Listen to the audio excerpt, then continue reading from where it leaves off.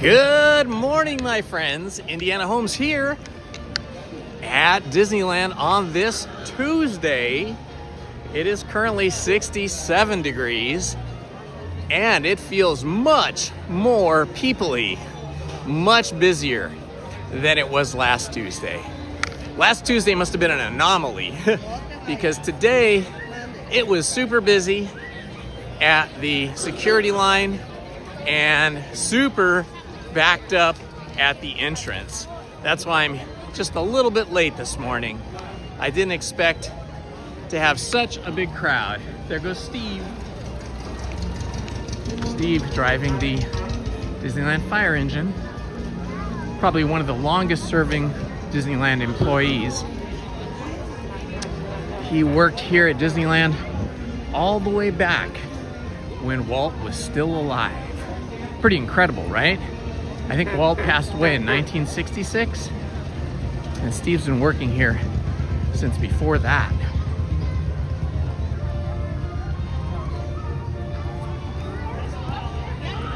Good morning, Joshua. I got nothing in the house. Good morning, Tom Does Time. Good to see you, my friend. Hello, Steve K9 5H. Happy to see you, my friend. Stephen Kenyon, good morning. Thank you for being here this morning, Stephen. Hello, Johnny Way. Welcome. Oh my gosh, it's Judy. Thank you for hanging out with us this morning, Judy. Appreciate you being here.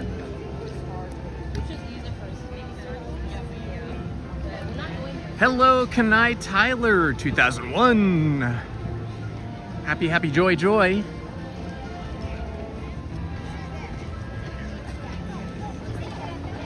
All right, heading through Frontierland. Okay, we are gonna try something today. As you might have noticed on my thumbnail, I was riding in a ride vehicle at Star Wars Rise of the Resistance. My experience has been, at least during the weekdays, that if you rope drop Star Wars Rise of the Resistance, you're generally in a line that's going to be anywhere from 45 minutes to 90 minutes. The line that forms after rope drop is unbelievable.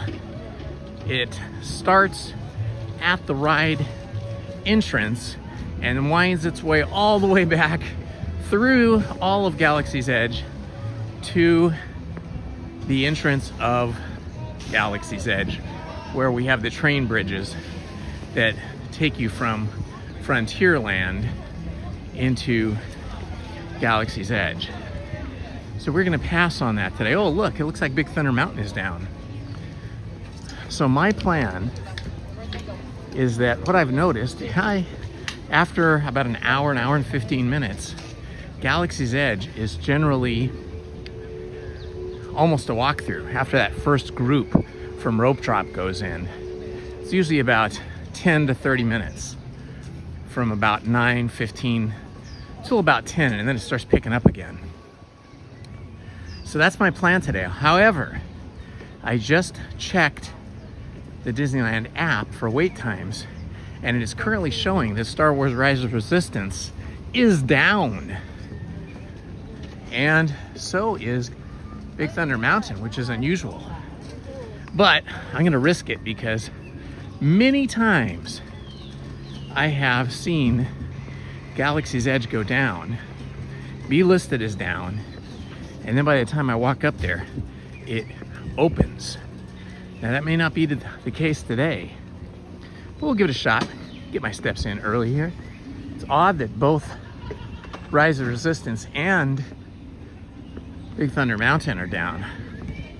I hope this is not some kind of an electrical issue that is keeping several rides down.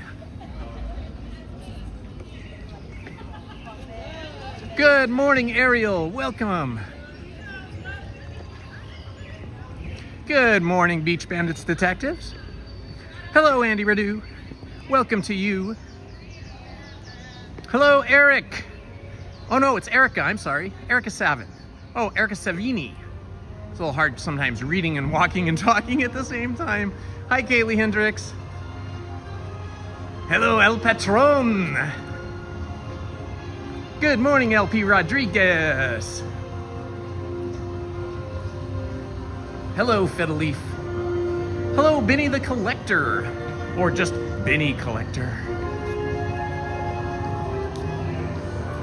Okay, if I missed anybody, apologies. Trying to do my best walking and talking here at a quick pace. All right, it'll be interesting. See, normally the line is all the way back to this bridge if you rope drop Star Wars Rise of the Resistance. So that's why I decided to come at 9 o'clock instead of rope dropping at 8 o'clock. I wanted the big rope drop crowd to work their way through Rise of the Resistance so that when I arrived at about 9:15, which is about 4 minutes away, we might possibly have a very short queue for Rise of the Resistance. However, as I said, the Disney app says it is down currently. So I'm just gambling here. Gambling to see if maybe it opens by the time I walk over there.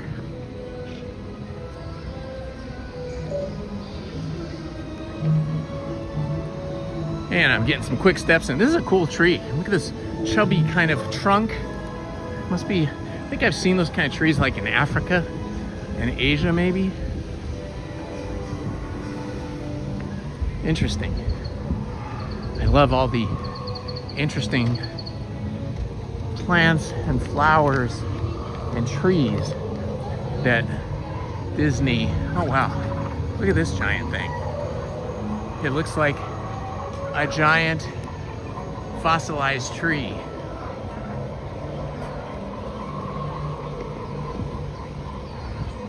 Okay. It is currently 67 degrees at 9:12 a.m. here on this Tuesday, the 24th. Ooh, I see people going in. I see people going in. That means that my gamble may have paid off. It looks like Rise of Resistance is in fact open. So, walking all the way across the park to get to the Rise of Resistance has paid off. We will walk right past the lightning lane here. It's showing, what is that, 30 or 50? 30 minutes. It is showing 30 minutes. So this worked out exactly as I had planned. When it says 30 minutes, that could be as short as 10 minutes. It's possibly just the amount of time it takes us to walk through the queue, and then it'll slow down a little bit when we get inside.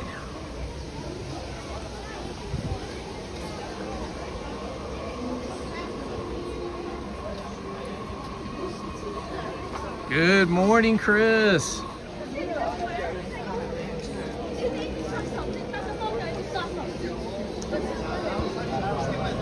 Oh, it's David. Good morning, David. Good morning, Chris and Tara. Happy to see you guys here. It is a beautiful morning. And it appears my strategy of live streaming at 9 as opposed to rope dropping at 8 has worked out for Rise of the Resistance, providing it doesn't break down again.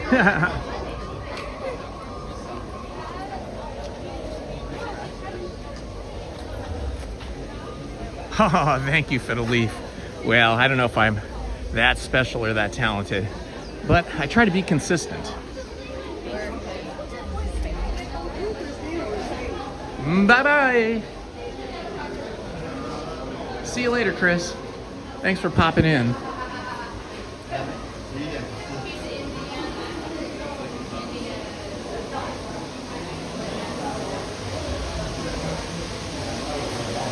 I love this part of the queue right here.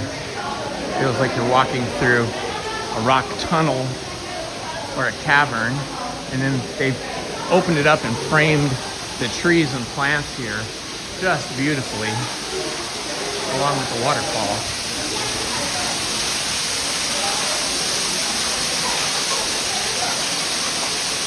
Good morning, Robert Grove.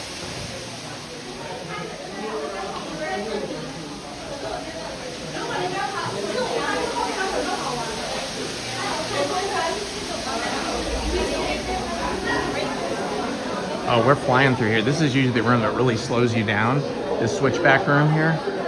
But we are just flying through. Wow, I should have timed this. Let's see, we got in line probably about 11:13, 9:13 or 9:14.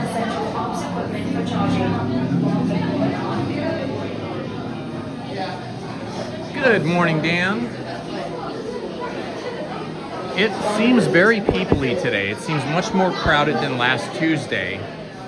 However, we have timed our queue for Star Wars Rise of Resistance perfectly. This is basically a walk-through. Now, had we been here at Rope Drop at 8 a.m. and gotten in line for Star Wars Rise of the Resistance, we would have been in this line for 45 minutes to 90 minutes. So coming and getting in line to Rise of Resistance like an hour to hour and 15 minutes later is much more efficient. It's much better, much shorter, because that rope drop crowd works its way through the ride and through the queue, and then we get this quick walkthrough.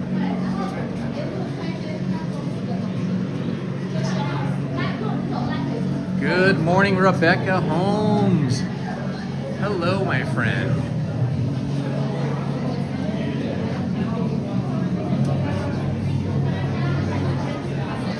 This is the way I like to walk through Star Wars Rise of the Resistance. Just constant motion.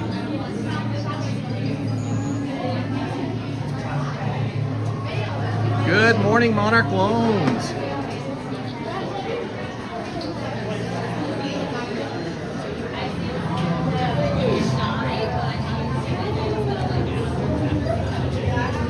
Hello, Ashika. Good morning to you.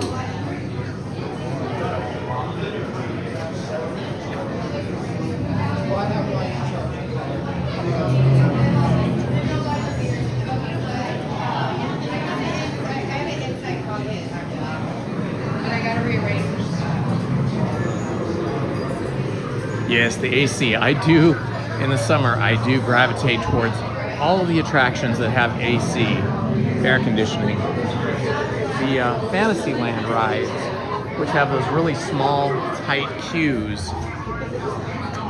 Andy Radu, thank you so much for the $5 super chat. That's so kind of you, my friend. I will definitely enjoy eating something eventually here today, and your $5 has helped fund that, so thank you so much.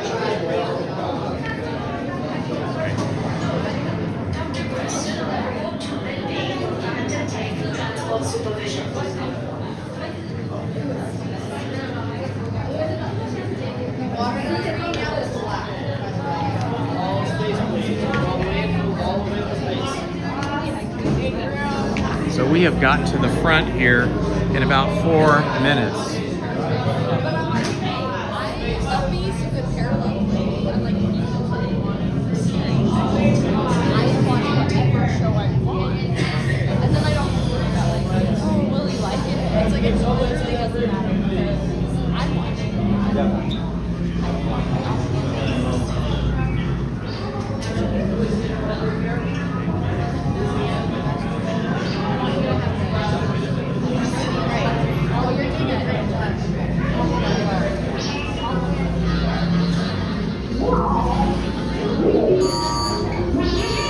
BB-8.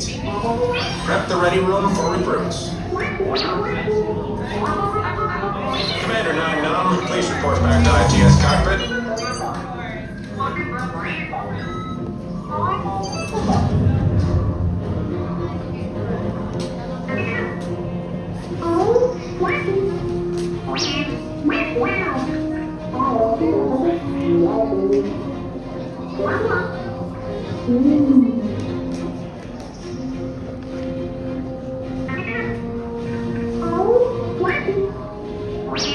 That's cool, Andy.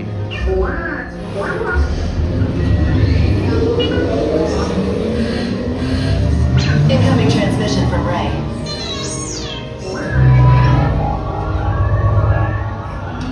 BB-8, is everyone assembled?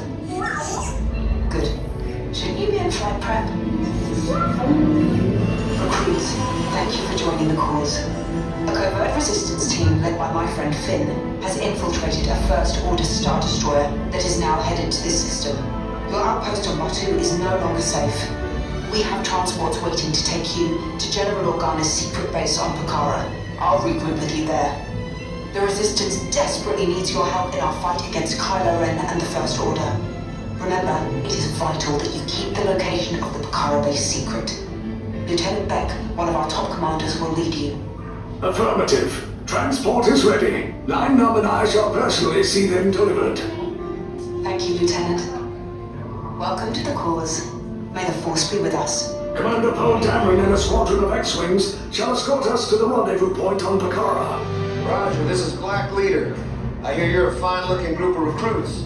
Well, no time to waste. Let's get you on your way to the General.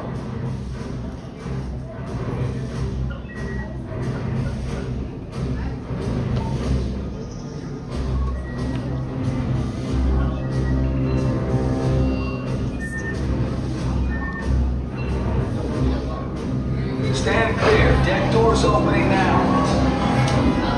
Okay, as per my usual method, I will not be speaking or replying to the chat during the attractions ride. So all of the wonderful mods will keep everybody safe, family friendly, providing a safe space, and you guys may chat amongst each other. Affirmative. Deck 3, you are clear for launch.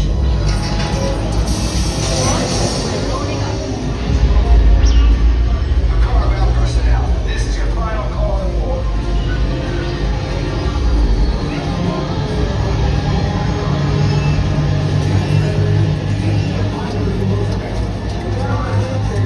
Yes, I just wanted to be sure.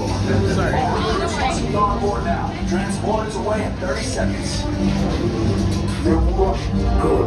Nobody better like my plane. Yes, check the hyperdrive also. Transport takeoff in 20 seconds. Like my plane, we need to take on these Good. Airspeed sensor. Desafio. Thank you, Nigel. Black Leader, are you and your team ready? Affirmative. The engines are high. Red 2, Blue 5, report.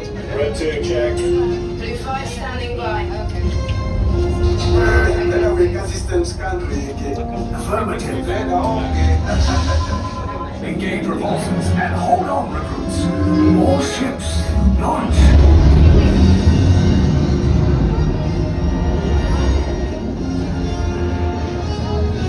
I am Lieutenant Beck. As you heard from Ray, I have been tasked with getting you to Pucara. Red 2, Blue 5, keep tight now. Let's get ready to make that jump to light speed on my mark. Black Leader, we're picking up an unusual signal. Are you spotting anything? Yeah, I see it. We'll check it out. BB-8, what do you got? There appear to be a number of small craft heading our way. Raise the shields. We got company. First Order TIE fighters. Reroute! Reroute! Red 2, Blue 5, we got a clear path so transport can make the jump. They're all over us! One hit! We lost Red 2, more incoming. Blue 5 taking evasive action. Try to shake him, Blue! I'm trying, Mike. We lost Blue 5! I'm gonna try to draw them away! Copy that. Get us clear so we can make the jump. Be ready, you won't have much time! Where are all those TIE fighters coming from? Star Destroyers. Get out of there! We can't. We're caught in a tractor beam. It's pulling us in. I'll get some friends and make this a fair fight! Don't worry, I'll come back for you! Stay strong! Is there anything we can do, Nightmare? No, the tractor beam will be too strong. It's worth a shot. Full reverse. Any other ideas? Then wipe the navicomputer. I don't want them finding anything.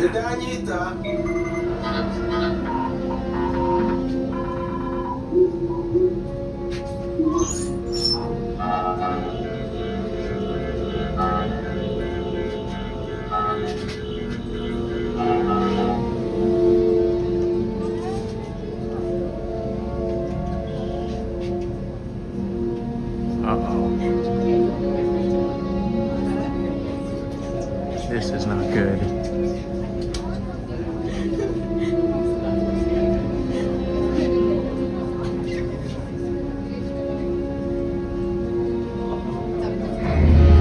Cargo vessel TR-141, identify yourselves and prepare to be boarded. This is TR-141. We are a civilian vessel. By whose authority are we being detained? By the authority of the First Order, Resistance scum. Now bring down your shields and prepare to be boarded. They'll want the location of our secret base. Tell them nothing. The future of the Resistance is at stake. I have a bad feeling about this. Stand back from those doors. Oh! This ship is under control of the First Order. Disembark immediately. Keep your unit together.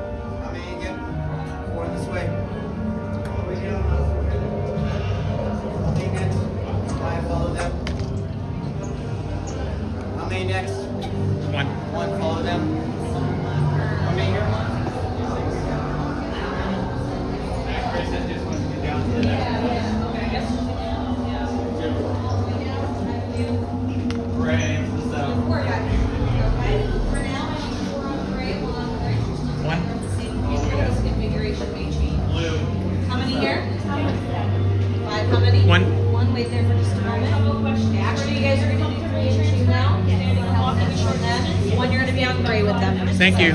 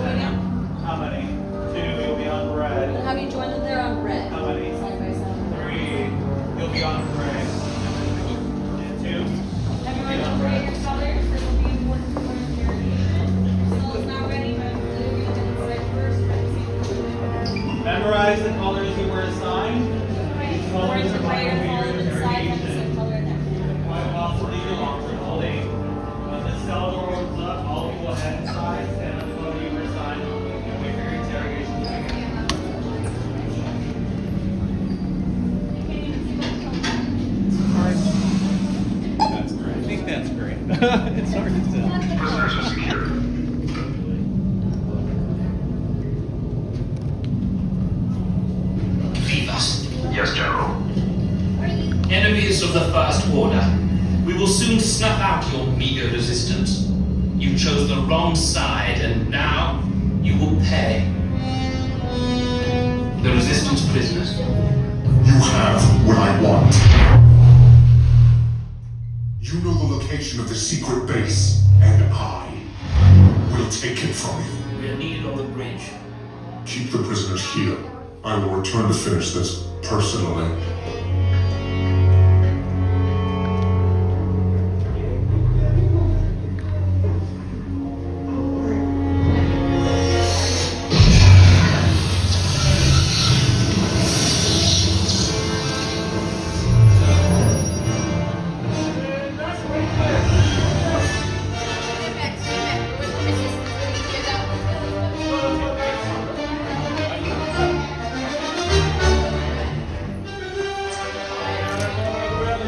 Out of here.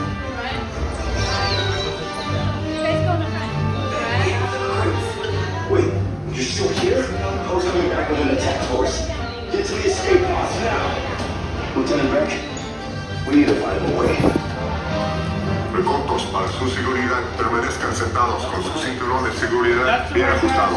Mantengan las manos, brazos, pies y piernas dentro del transporte y supervisen a sus niños. Alright, back row, hands up to your seatbelts. Go ahead and tug on that yellow tab on the right side. Thank you guys. Front row, hands up. Tug on that yellow tab on the right hand side. Everybody one more time. Thank you guys. Alright, watch your hands on feet and legs. This door is going to close. Anything on top of your head has to be taken off. This here is my line. I'm going to get all you guys out of here. Just in case you need to hold on. Or you can hold on to your system. Okay, take this corridor to the turbo lift, then head down to the escape pod base. Those droids are programmed to return you to Batu. Hurry and don't get caught.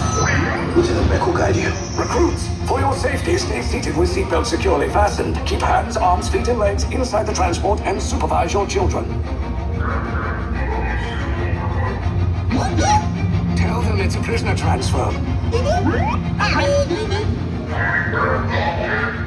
Did it work? Good. Now get a move on. There's a clear path to the turbo lifts at the end of the hallway. Turn right. A probe droid. You're lucky it didn't spot you. Take those turbo lifts and stay out of trouble. Hey, you're not authorized. Wait, go to the prisoner.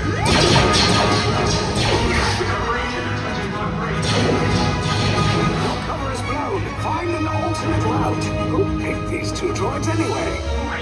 Detention on bridge. Prisoners must stay within the team. There we go. Fire!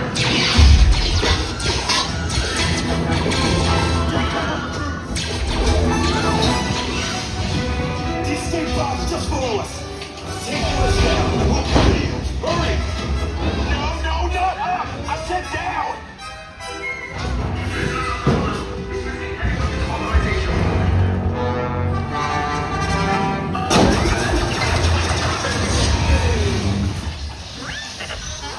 This does not look good. Try to find another way down to the escape pods.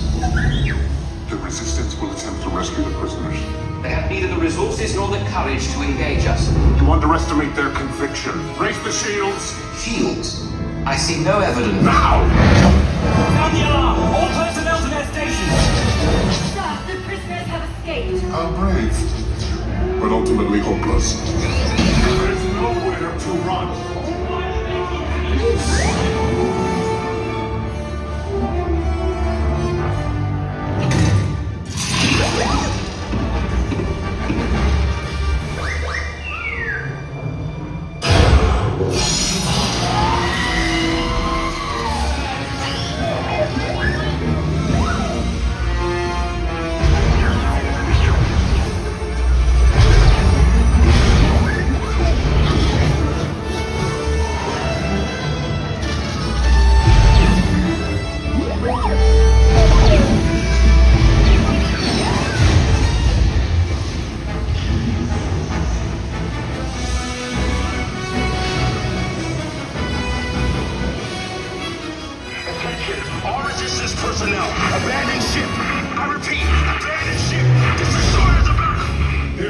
escape. You will tell me the location of the secret base, and then I will destroy you and the resistance.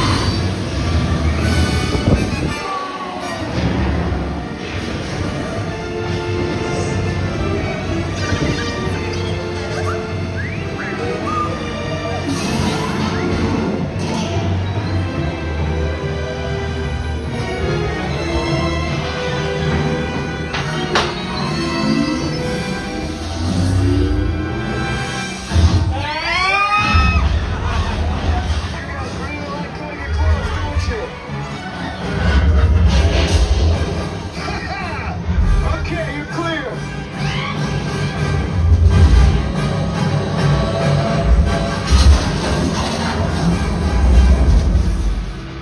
Your escape pods came in a little off target. Ground crews will meet you outside the wreck.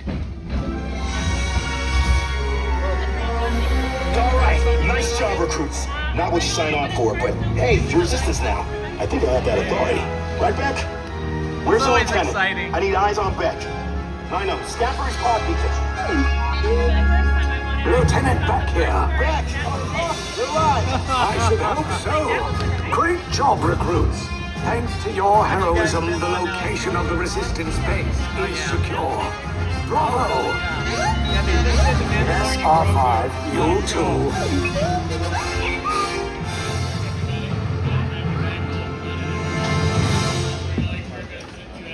Have a great day. Thank you. Have a good day. All right. Was that fantastic or what, my friends? It is 9:37. We entered the park at about 8:55. We got our live stream started about 9:05. We got up here about 9 minutes later on a very quick walk. We got through the standby queue in, I think, under 5 minutes, and our first ride of the day is complete. I hope you guys enjoyed that.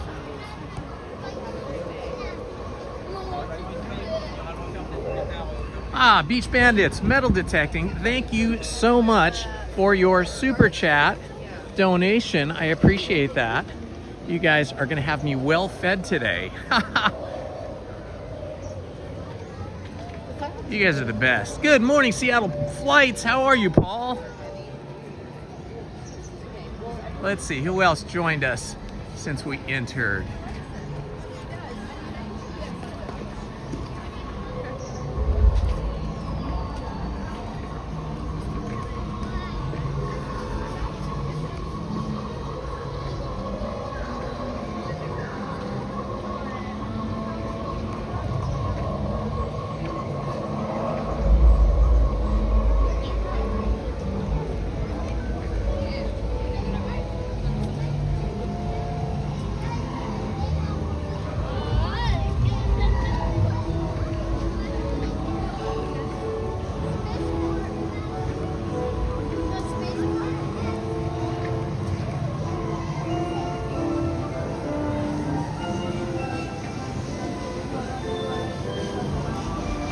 There's a little bit of fireworks to thank Beach Bandits.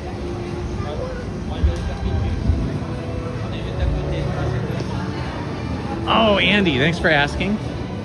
Father's Day and our 35-year wedding anniversary was amazing. We went on a gondola ride through the canals and took our daughters with us. They'd never been on a gondola. We had a really nice gondolier named Nick. He was very, very buff, very strong young man, probably maybe about 24, 25 years of age, very athletic. So he was able to push us around through the canals quite easily. We had some Italian deli sandwiches along with some cannoli and a bottle of Prosecco. We had nice dinner. We started at 7, we ended off about 8, so we got good sun and then the beginning of a sunset, along with a our food. We had a lot of nice chatting between ourselves, as my daughters now are, of course, both on their own in their own apartments, beginning adulting. We don't have the pleasure of hanging out with them as much as we used to. We try to do it on Friday nights, but oftentimes they're busy with other things. So it was quite nice to have them with us for those celebrations. We will deal with the pesky little details like your payments if you get back. All right, we're gonna go on Smugglers Run right now because we can single rider in the ice cold hallway here. I'm telling you, this is colder than a fridge in here. It's approaching freezer conditions, which is why we like it. Helps cool us off, especially on hot summer days, or if you've been walking very fast in the park, working up a sweat. Get my stair workout in here too. That's always nice. Like to see those stairs. Thank goodness they have hand railings. Where is everybody? Oh, it's just me and Chewy? Awesome. Blue. Oh my gosh, I'm all by myself. It's just gonna be me and Chewy. I'm Blue. Hi. Yes. Perfect. Just solo riding today. Oh, you come with me. Okay. I would do so much better. Maybe not. Actually, yeah, I was banned from flying this thing. I should be banned. I'm a terrible pilot. Me too. That's okay. Did you want to fly left and right, or did you want to navigate up and down? Up and down, left and right. Up and down has the hyperspace. Left and right has the booster and the brake.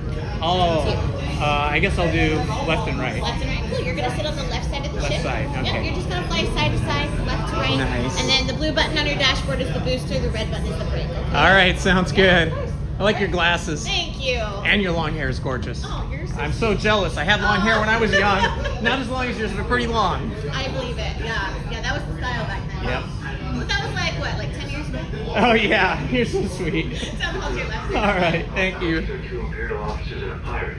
Our goal is to capture them and collect any crates they're transporting. Thanks to Hondo's intel, we know they're on Tatooine. Grogu and I will meet you there. Okay, friends, you have your mission. Capture the bounties, and engineers, you steal their crates. And as we always say here, get out of here and go make Hondo some money. Break the switch. Hi, how are you? For safety, remain Good, seated good. and supervise younglings. Oh my gosh, this is gonna be so hard being by myself.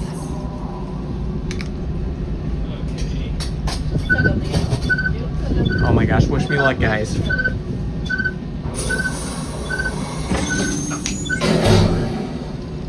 Control panel.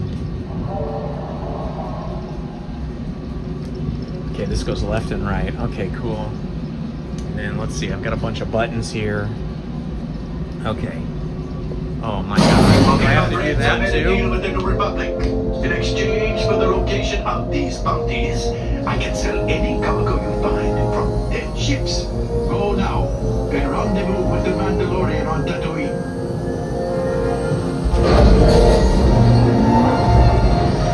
Make the jump to hyperspace and good luck.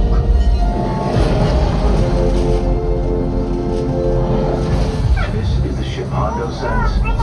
Only one pilot. Just keep the ship steady if you can. No engineers. Guess Hondo won't be getting any crates. Oh boy. And I'm trying to fly while I'm holding the gimbal. Oh no. Oh no, no, no, no, no, no, no, no. Oh my gosh, this is so hard. This is why I'm no good at video games. Enough practice. You're ready. There's our bounties. Not sure where I'm going. While I think of a plan. I hope I'm not crashing. It doesn't tell me where to go. Don't touch those buttons. I said don't touch. New plan. Catch one bounty.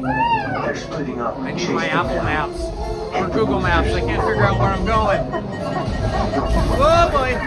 In the tunnel. in the cavern, in the cave. Oh my gosh. There's like dinosaur bones in there, or whatever they are on an alien planet. They're Oh escaping. God. We Oh need to God. know where they're headed.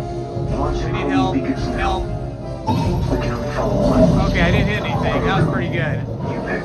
Bespin, Coruscant, or Endor. Oh man. I got crashed into something. Bespin. Good choice, kid. Make the jump to light speed. Not really sure. Whoa! They're heading for Cloud City. Stay on his tail. Pilots, you're up. Watch out for that key. Tank fair. Stop to that ship. He's driving towards the explosives. We've got company. Fire incoming.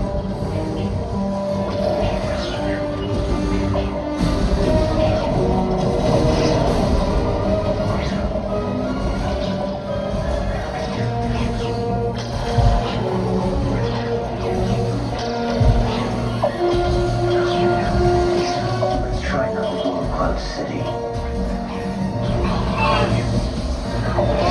boy. I'm on my way. Grogu, don't get into trouble. I'm having to steer with my left hand. Which I guess is okay, because I think I was left-handed when I was a kid. Keep steady so I can cut you loose.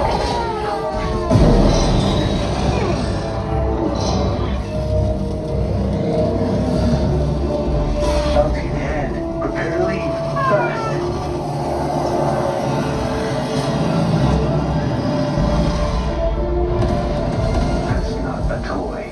Head to the clouds and hold on tight. Hit the boosters.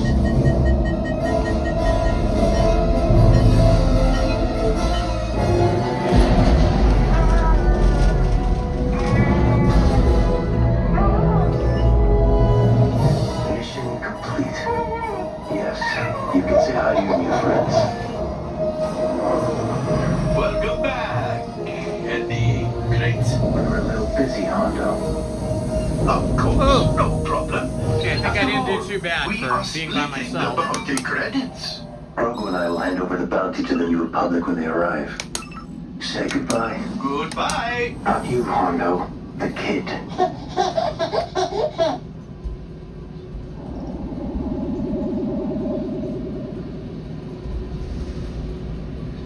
I don't know what's happening here. Uh-oh, we're moving.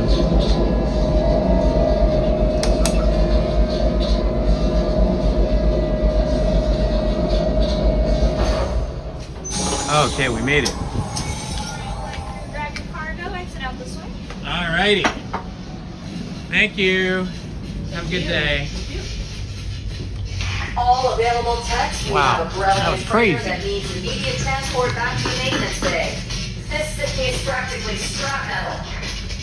How in the world did I end up going by myself? It was crazy. Got to the top of the stairs and nobody was there.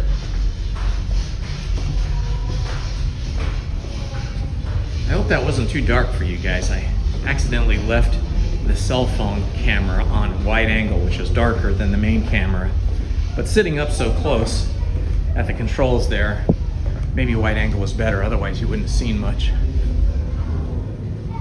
Wow, that was something.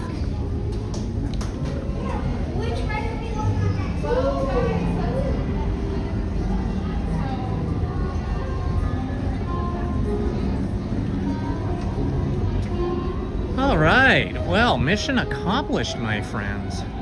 We have managed to do 2 of the best rides in Disneyland in under 45 minutes.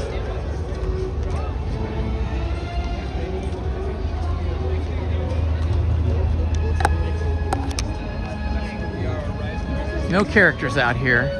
Too early, I guess. Oh, thank you, Andy. Thanks for the feedback. I appreciate that. Hello, Lexi Lopez. Welcome. Paul's Epic Adventures is back with Seattle Flights. Haha, thanks, Beach Bandits. Take it to what?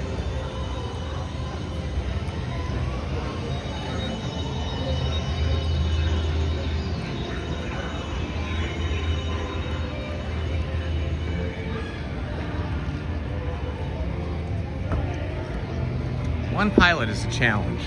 I did better this time.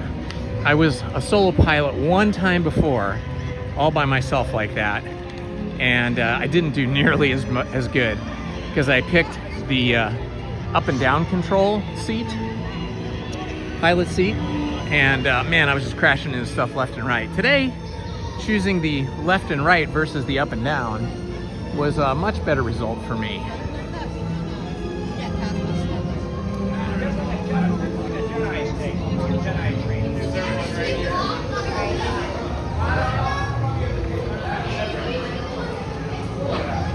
It's Heather. Hello, Heather. Welcome. Kelsey Cookie, welcome. So happy to have you guys here with me today.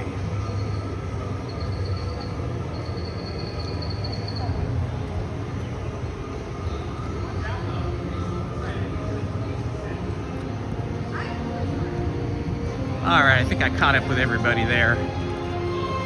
If I missed you, oh, Serene Beach is here. Hey, Serene Beach, welcome.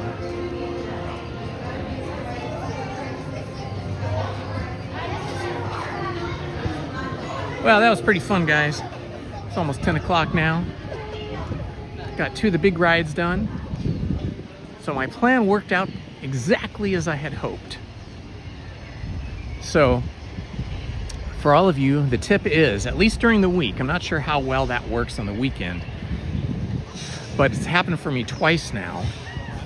Once last week and this week. Going to Rise the Resistance between 9 and 9:15 a.m. is basically a walkthrough. As you saw, it took, I think, under 5 minutes to get from the beginning of the queue to the boarding room. So that was awesome. So the key is to skip Rise of the Resistance at rope drop, because then you're just going to be in a massive line that'll take at least 45 minutes to get through, and probably closer to 60, maybe even 90.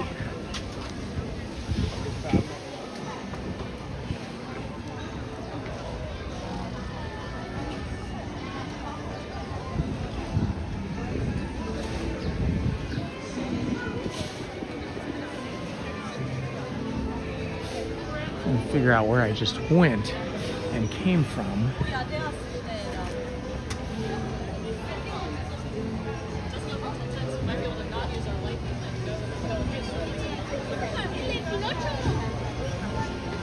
Yeah, it's very peoply here today, this early, compared to last Tuesday.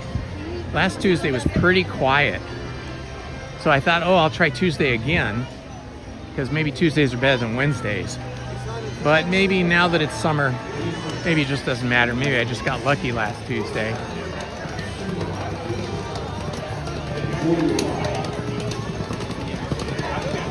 But we succeeded in accomplishing our Star Wars Rise of the Resistance and Smugglers Run goals for the day. But yeah, you can see all these Fantasyland rides are pretty slammed.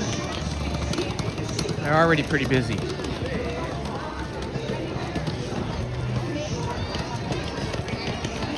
So yesterday, Lizzie didn't have that much work, so she was at home working a little bit, but then she had most of the day free, late afternoon anyway. So we went and saw Toy Story 5. And I must say, I heartily recommend Toy Story 5 for everyone in the family. It was super awesome.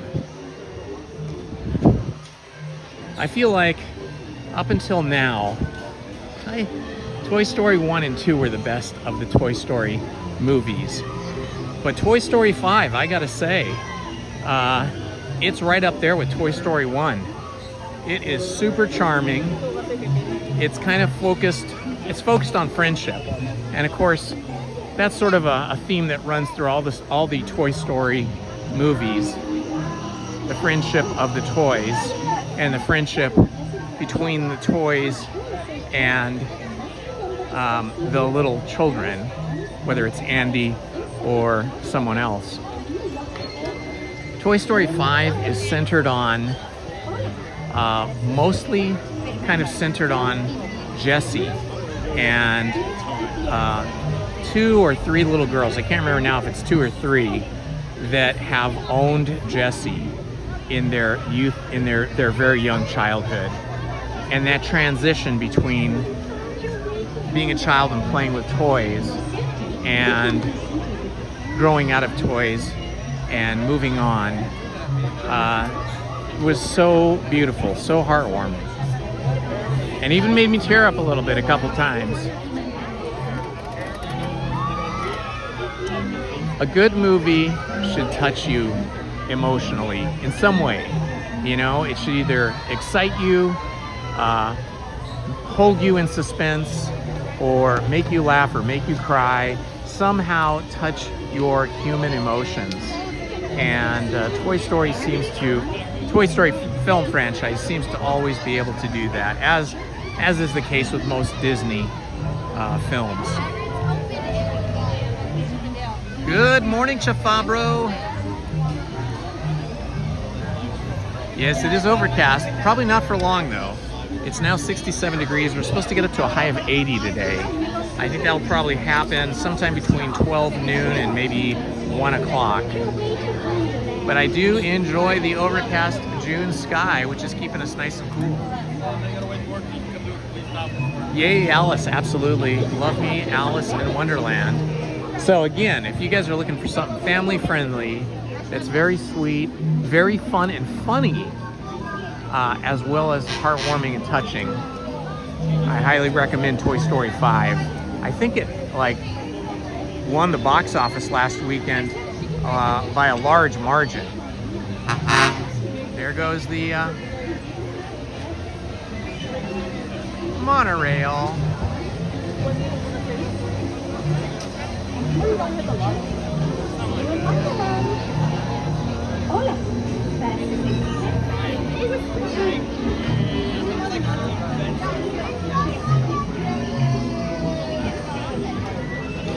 Well, you just have to see Toy Story 5 and see how it all is set up and how it unfolds, Andy. I don't want to give anything away. I don't want to do any spoilers. Good morning, Lily Zuniga. How are you, my friend?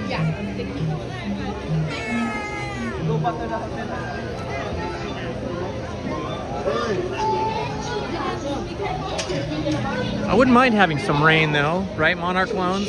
It's always nice to get some rain in Southern California. They are forecasting a super El Nino, which could bring us torrential rains, flooding, and mudslides. Let's hope no flooding. Let's hope no mudslides. But we might be in for a very rainy fall and winter. Good morning, Dr. Maxwell.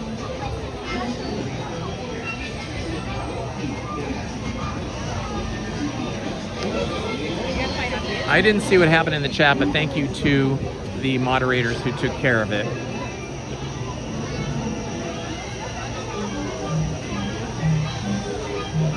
The Forky character has a little bit of a part here. Forky and Spoon have a nice little part. They kind of work everybody in a little bit here and there. Submarines, excellent. So I don't know if any of you are music fans. I mean, I'm sure we all are at some point, but not everybody continues to listen to pop music or popular radio music as they get older. A lot of people drift off into other things. But I listen to the radio in the mornings when I'm driving to Disneyland or other places. And then I usually listen to Wait, Wait, Don't Tell Me podcast on the way home and other podcasts. But I have noticed something interesting. Hello, Kenai Roberts. I'm glad you loved it too. I'm glad you loved Toy Story 5. I have noticed something lately, and especially this morning, I really noticed it. It seems that at least on the radio, okay, on like rock, pop radio stations, it seems like disco is starting to raise its head again and inject itself, or at least artists are injecting some disco vibes, some disco beat into some of the music again. meaning that it's danceable, that it has that kind of disco beat that makes you want to get up and dance. I noticed that this morning on the way in. I heard a song I'd never heard before called Dracula. And let's see, who was that by? I think it was originally by one artist, and then I think it was re-recorded with a faster beat. I think originally the song was written and released, performed by Tame Impala. I think that's the name of the group, Tame Impala. But I think the mix or the recording I was listening to was Dracula by Tame Impala and Jenny. I don't know who Jenny is. I'm not that hip. But it was a pretty good song. It wasn't fantastic, but it was pretty good. But the thing about it that caught my attention as I was driving was that it had the kind of echo, let's call it that. It had the echo of the disco era, the mid to late 70s disco era beat and sort of rhythms and instrumentation.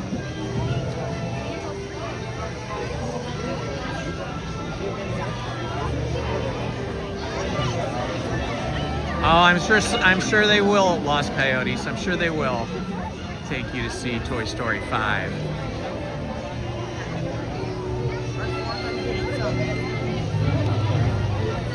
So metagamers, you also have noticed this. Wow, Paul, thank you for posting that.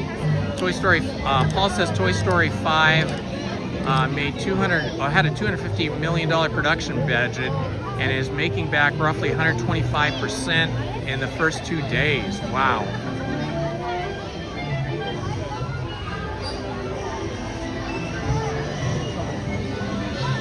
The thing I loved, Steven, I mean, there was a lot of things I loved about Toy Story 5, but what I loved about it was how they had those sort of like dream sequence animated sequences where they were using a chalk style. It looked like they had drawn or painted with chalk. It had kind of a rough look to it and very, very flat, not like the 3D animation that we're used to seeing in Pixar and Toy Story films. So I felt they were trying to do something pretty creative with that. I love that. And I love that the story was focused on a little girl this time, as opposed to the world of boys. So I kind of felt like it had a real heartwarming, vibe to it. Monarch Loans, you're a big fan of Donna Summer, Gloria Gaynor. Yes, I danced to them when I was young in the clubs in LA. It was fun. It was interesting. We went from we went from disco, at least here in Southern California, and I think maybe in New York and other places throughout the country. We went from disco to punk music to new wave in a pretty short order.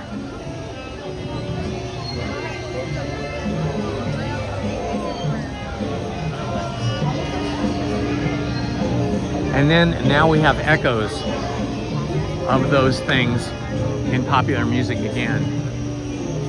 That's one of the cool things I've enjoyed about streaming, whether it's Spotify or whether it's Apple Music or one of the other many other streaming services, is that it seems like it's opened up and broadened the variety of musical expression, musical genres that we have available to us now, versus when the record companies controlled everything and they were kind of in collusion, or at least maybe not collusion, but they were in control of sort of what the radio stations would play, and we would kind of just get like one thing at a time. Now we have kind of everything for like everybody's musical tastes, and I love that.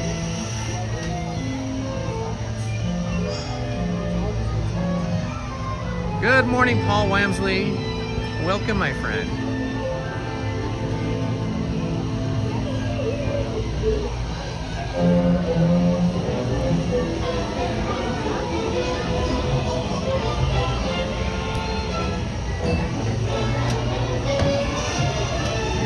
Oh yeah, I saw that on the news this morning.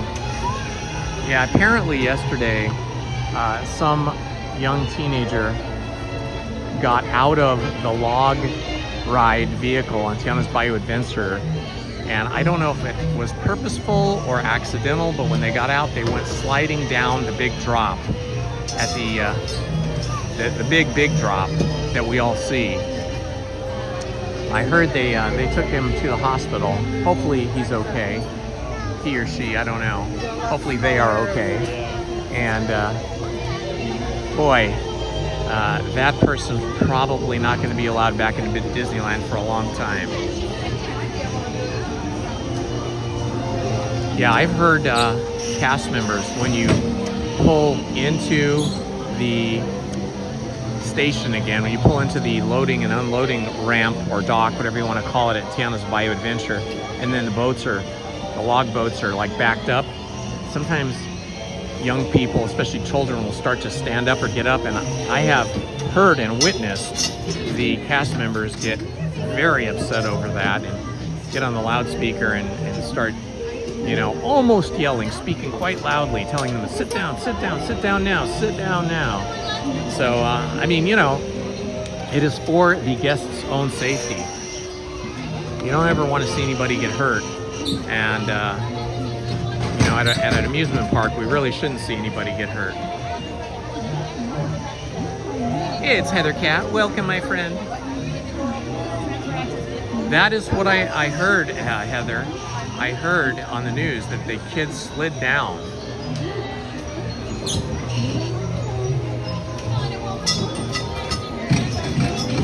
Yes, I agree. It's like he's alive. I mean, you could really get hurt. You could break bones, you could snap your neck, any kind of thing. You know, just, I guess we all have to be thankful that that kid is alive and hopefully not injured too badly.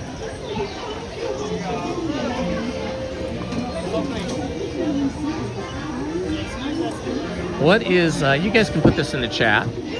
You can tell me, what is your personal favorite music genre? Is it like surf music, punk music, new wave music from the 80s, straight up rock and roll, metal like Metallica, alternative, ambient? Let's see what everybody's favorite genre is here.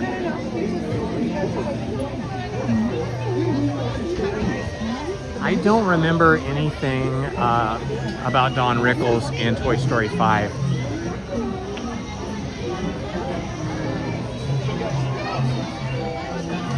Sun covers with design on them.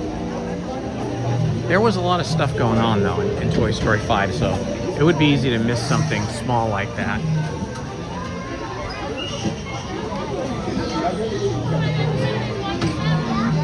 We did learn one really interesting secret in Toy Story 5. A very, very, very, very big secret.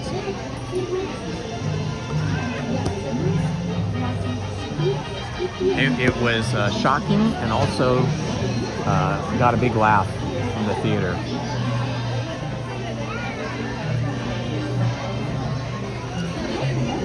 Ghouls likes rap and 80s music. Art pop like Kate Bush. Okay, Peter Gabriel.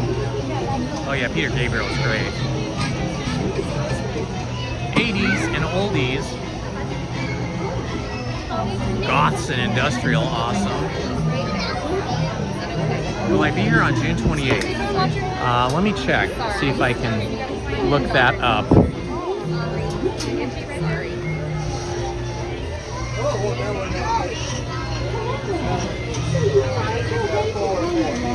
Yes, Lizzie and I are scheduled for Disneyland on Sunday, June 28th. So barring any kind of emergency or unintended or unintended change of plans, we should be here. Probably rope drop on a Sunday.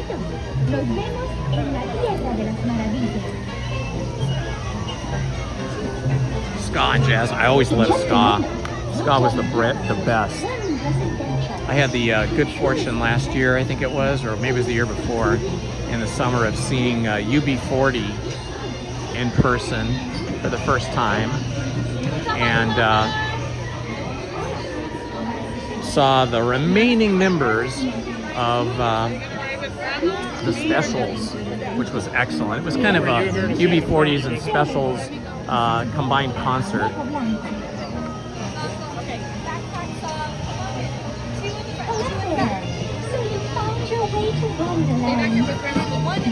9 Inch Nails, oh yeah, they were great. Brandy Carlisle, we love Brandy Carlisle. We've seen her 3 times.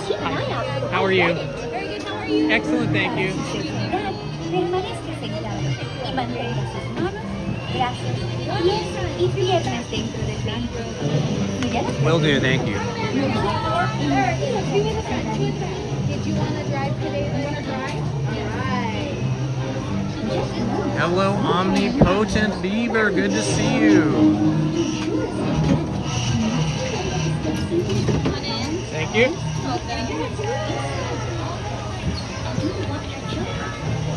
Thank you. All right, here we go, folks. I will not be talking during the attraction.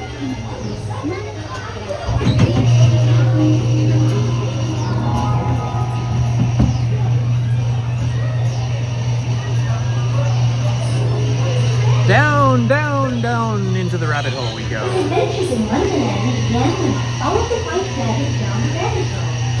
All of a sudden, I fell. Down, down, down. Oh, looking for the white rabbit?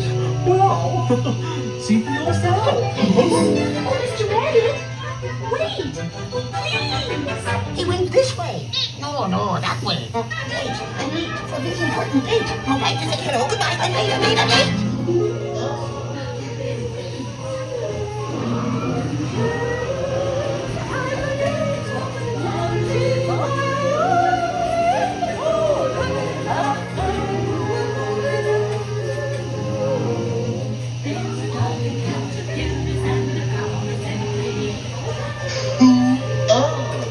They're weeds.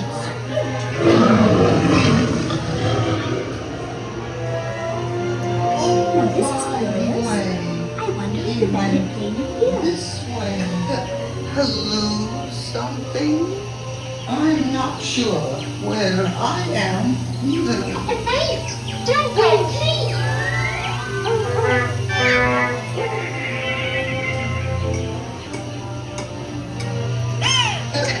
You could try. This way. Always the top. So let the paint be spread. We're painting the roses red. And many a tear we shed. Because we know. Oh, they'll cease to grow. In fact, they'll soon be dead. Her Royal Majesty, the Queen of Hearts, and the King. Shall we play croquet? Rule 42. The Queen always wins.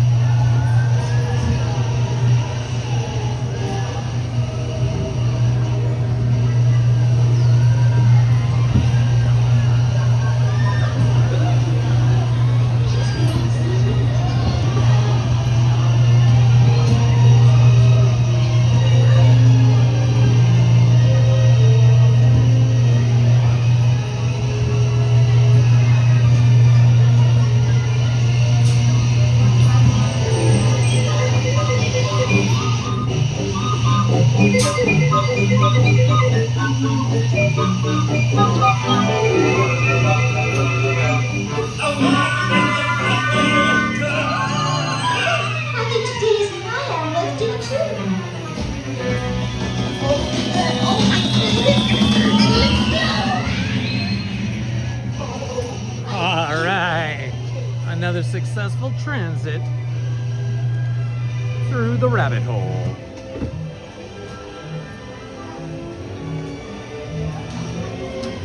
Oh my gosh, you had the trench coat, Beach Bandits? Yeah, we used to dress like the specials back in the day. With we would go to like the Goodwill or resale clothing places and buy tight-fitting black suits with white shirts and then skinny black ties, and wear the dark sunglasses and go to clubs in Hollywood that had ska nights.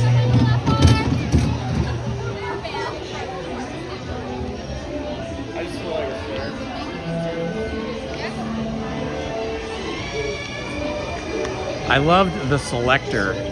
You have to be a real ska fan to know the Selector. Selector was awesome. They had a female singer. They're English. They had a female singer, and the rest of the band, I think, was male. And man, she could sing. And then the specials were amazing. English Beat was fantastic. In fact, the lead singer from the English Beat lives somewhere here in Southern California. I think maybe up near Valencia, somewhere maybe up that way. And he plays regularly, like every month you can find him somewhere. And he usually plays the Orange County Fair as well as sometimes they'll do like 80s revival shows at the Hollywood Bowl or the Greek, and he'll play there. All right, time to look at the Disney app. Try to plan out our next maneuver.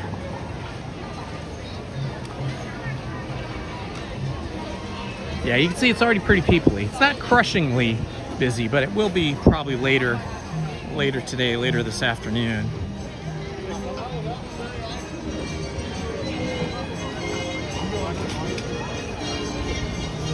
That's interesting. The Matterhorn is down. Mini Adventures of Winnie the Pooh is down. Mickey and Minnie's Runaway Railroad is not down. No, it's 25 minutes. Let's see if I have my wrist strap with me. I try to keep it in my backpack, but sometimes things get... yeah, I think I had my other bag. It might not have it.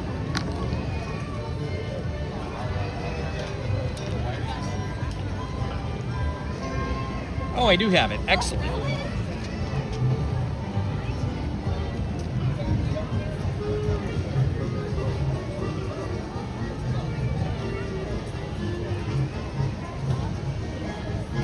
Okay, excellent. I do have my wrist strap, so that will allow me to hold my gimbal and cell phone and record live stream during the attraction. If you don't have a wrist strap, they will not let you hold anything in your hands like a cell phone or a camera on that specific attraction.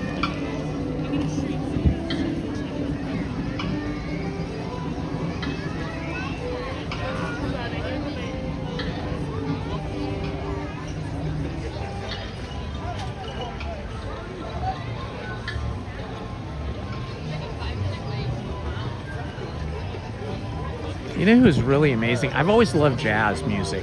I'm the only one in my family that likes jazz, like of my daughters and my wife. They don't like jazz. But you know who's really brought jazz back and to a youthful audience? And I may pronounce her name wrong, but it's a artist by the name of Leve. I think that's the way you pronounce her name. And she has made jazz super popular among the Gen Zs, the young folks, and all the rest of us old farts too, who have always loved jazz. She just has an amazing voice and an amazing style, kind of slow, kind of very thoughtful and charismatic.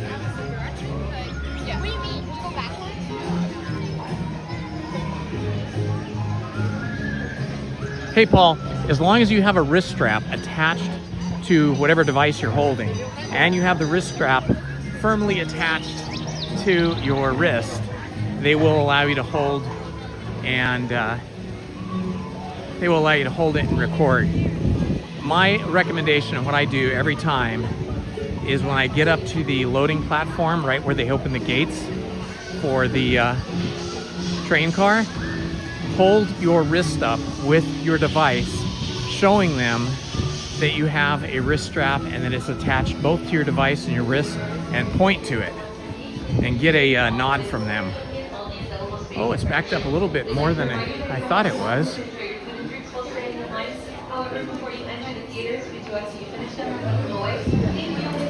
Okay, this is backed up a little bit more than I thought it would be.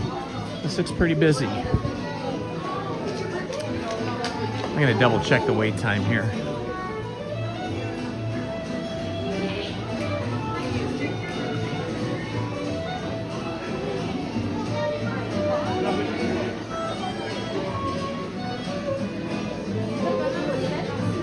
Okay, now it says 30 minutes.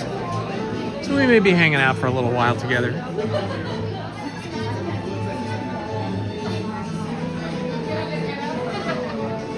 That's okay. That'll give me a chance to catch my breath and chat with you guys.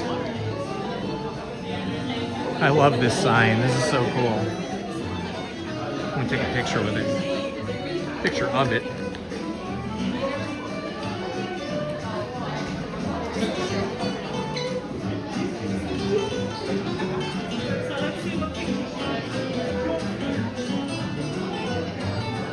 For some reason it's not working. Sorry, guys.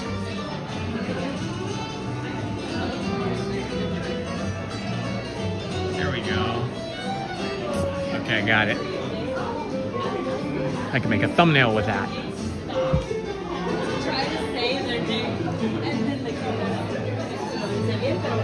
The band, The Last Waltz, that was a great album.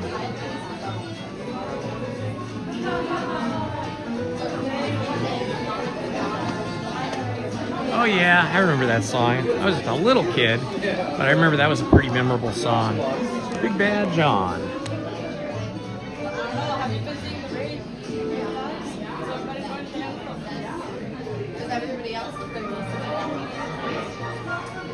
Good morning, John Inn.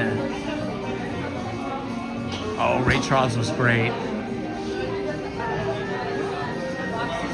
Yeah, the Beatles were heavily influenced by, excuse me,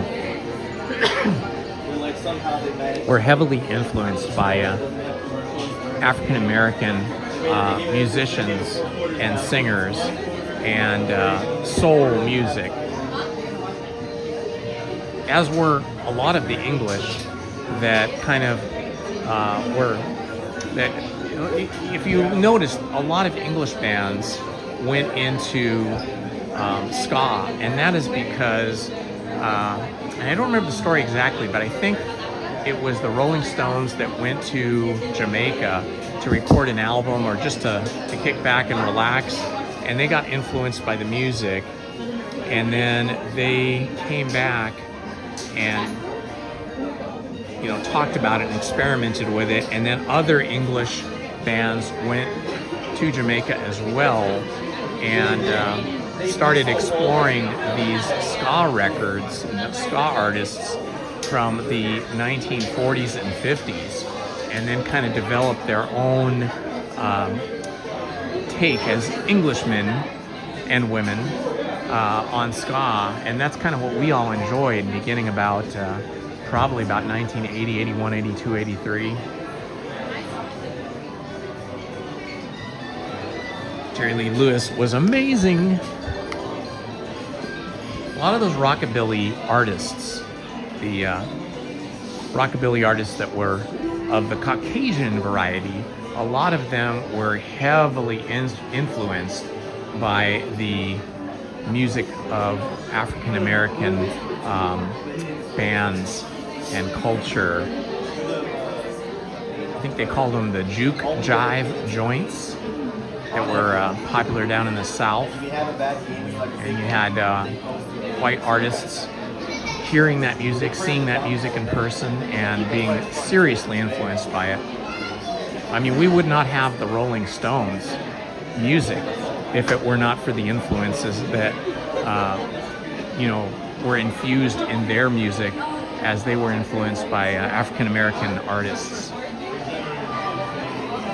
That's the beautiful thing about music, is one culture can cross over and influence another culture, and out of that we get either a different take on the original music, or we end up with a completely new hybrid that creates a whole new sound. That's what's beautiful about music. Oh wow, Andy, that's so cool. I've never been to Graceland. Lizzie wants to go do some traveling when she retires, so we may go do some of those things. Thank you for posting the wait times, Paul. Appreciate that. That is, if I can handle the humidity and the heat down in those areas of places like Nashville, Memphis, South Carolina, Georgia. I don't know if I can handle that. I do not do well in the heat with high humidity. Oh, Santana was fantastic. Is still fantastic.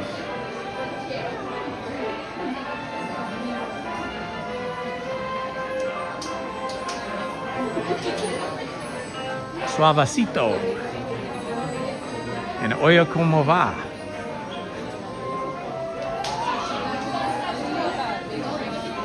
Is that right, Johnny Utah? Memphis is a little rough. Hello, Tapo Leo Ai. Hello, Jethawk.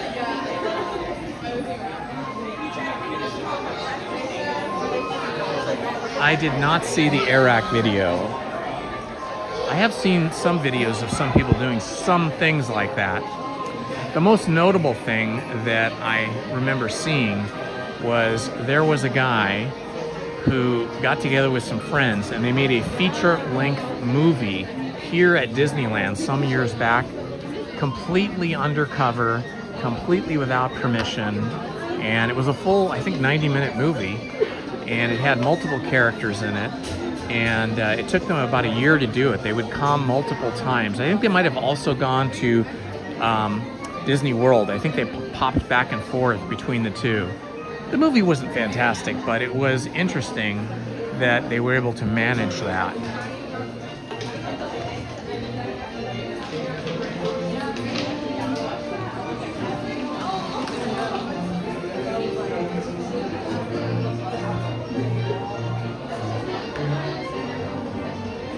Oh, really, Johnny?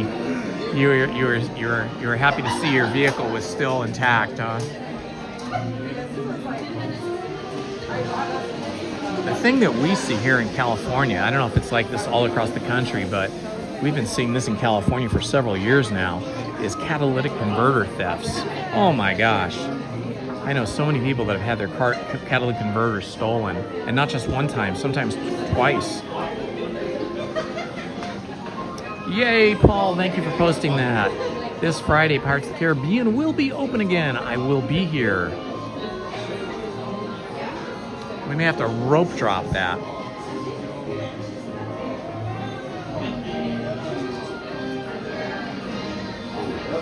Oh my gosh, are you kidding me?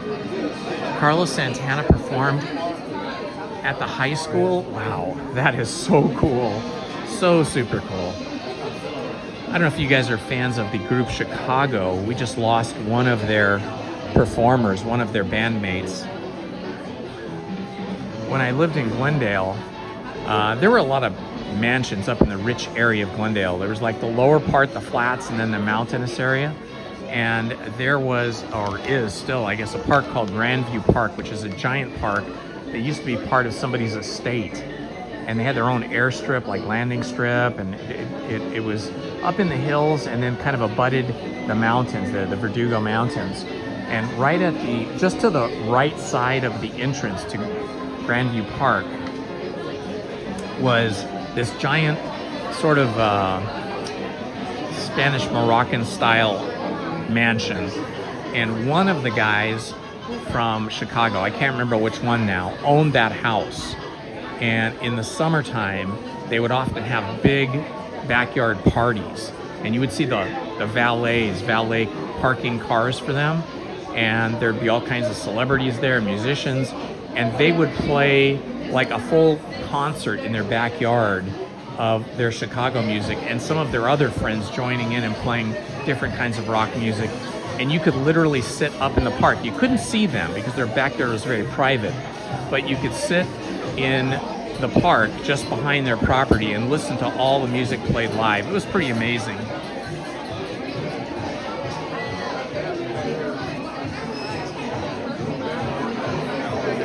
Ooh, Serene Beach. You saw Creedence Clearwater? Jethro Tull would have been awesome to see.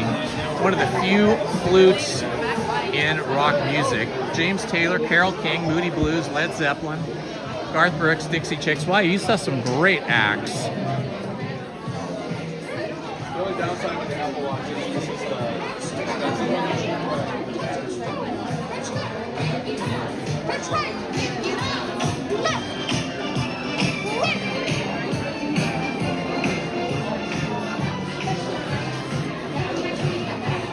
Oh, good tip, Paul. Paul just dropped some knowledge on us. Paul says that there aren't going to be any Halloween character spooky parades this year at California Adventure for Oogie Boogie due to construction. Well, I will not be buying an Oogie Boogie ticket either. I have never bought one yet. I feel like you get about 85% of the Halloween Oogie Boogie experience by just going on a regular night where it's not an Oogie Boogie night.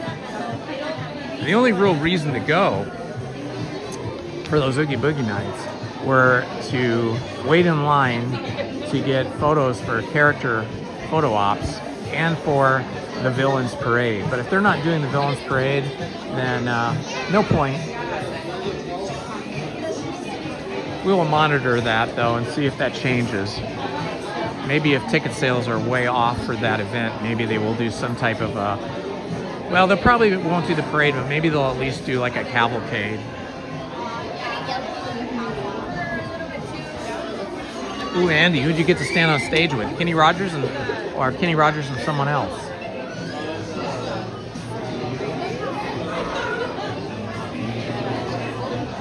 Beach Bandits, my brother-in-law and sister-in-law went and saw the Trans-Siberian Orchestra the last time they were in town. I think it was sometime in 2026. I think it was maybe in January or February. Yeah, I like that.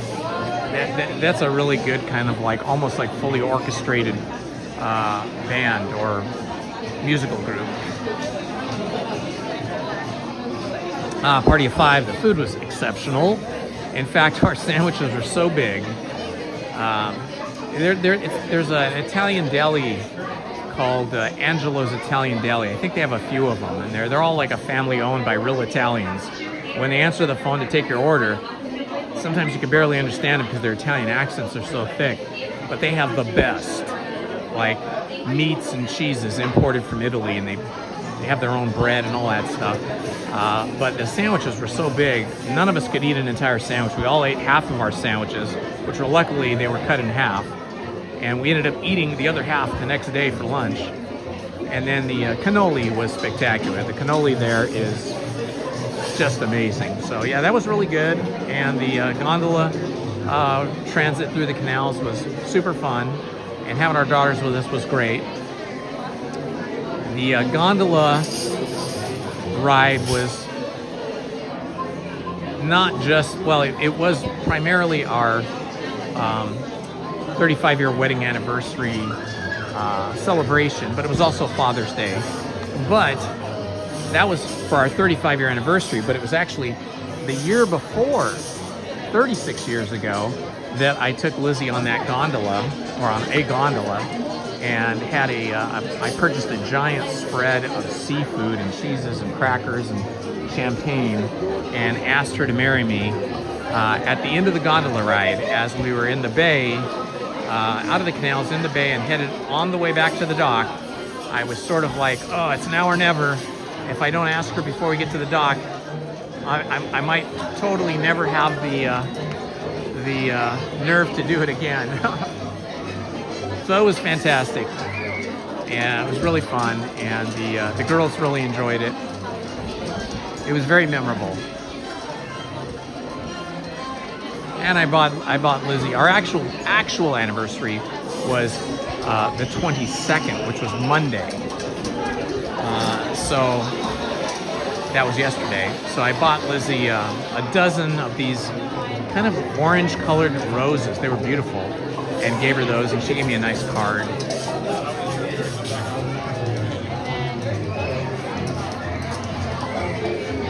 Oh, really? Boogie Bash at Disneyland instead of DCA. That's interesting. Thank you for that information, Kanai Roberts.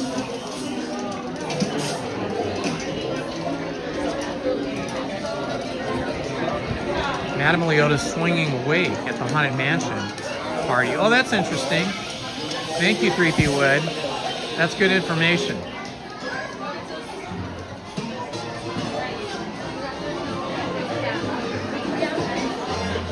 I'm not familiar with Buddha IZ, but that sounds cool.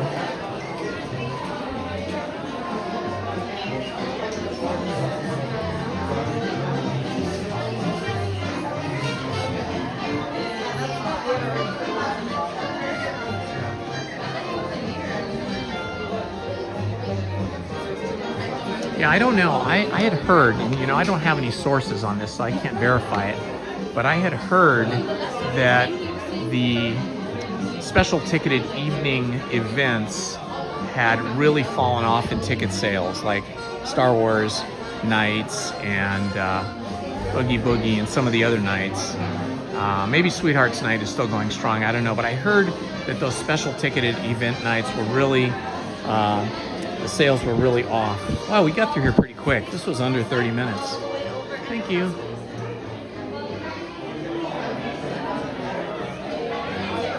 Ooh, July 2nd. Thanks, Paul. I was wondering when that was going to start, because right now we're just still soaring over California.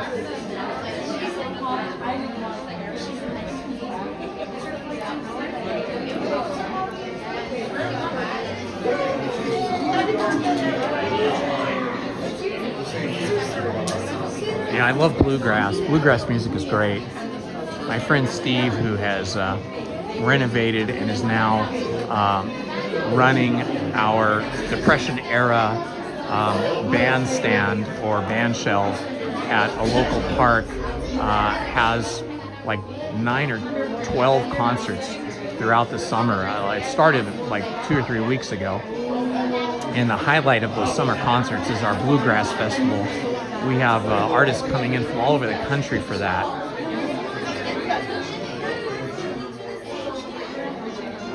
Alrighty, my friends, I will stop talking now because we're entering the attraction. I will not be talking or responding to the chat now that we are entering the show.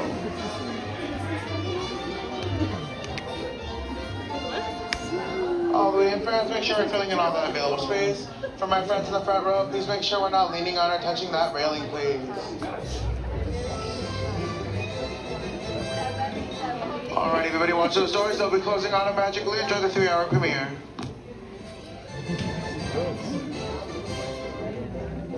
He said the 3-hour.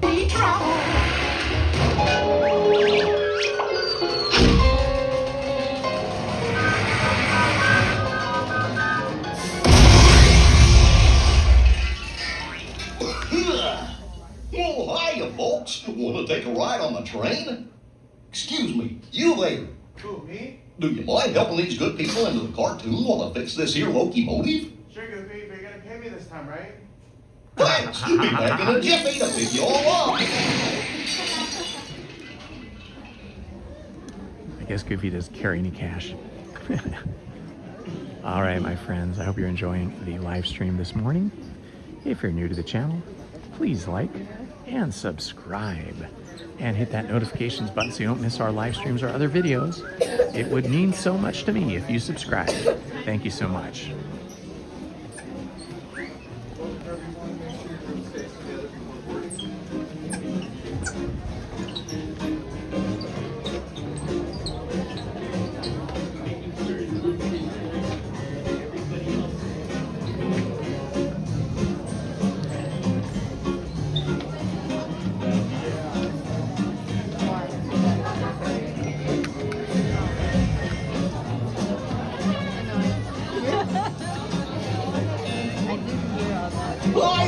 Engineer Goofy here.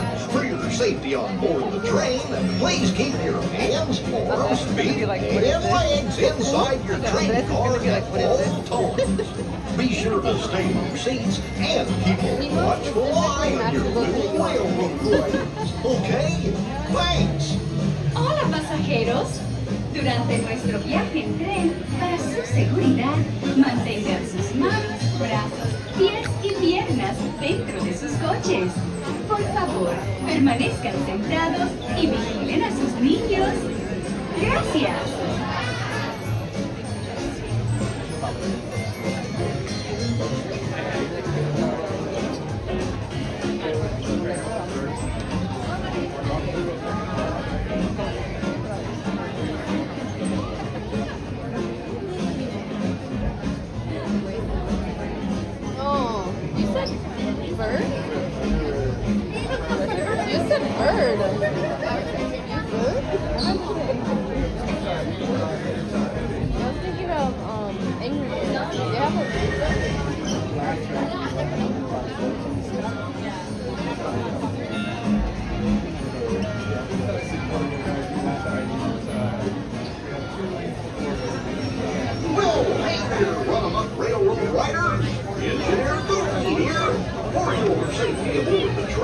Please keep your hands, arms, feet, and legs inside your car at all times. If we experience a lag, if the screen freezes, or you lose your cellular signal from this transmission, please be patient and it will reconnect shortly.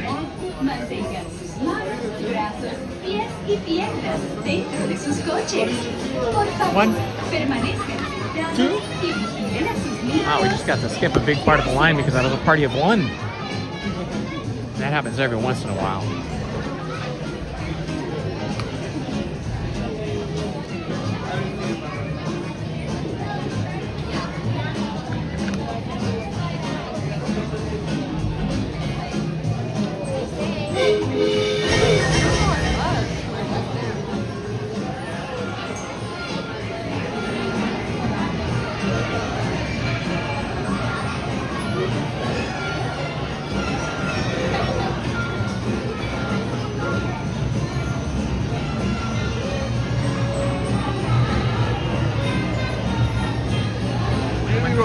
Row 2, thank you.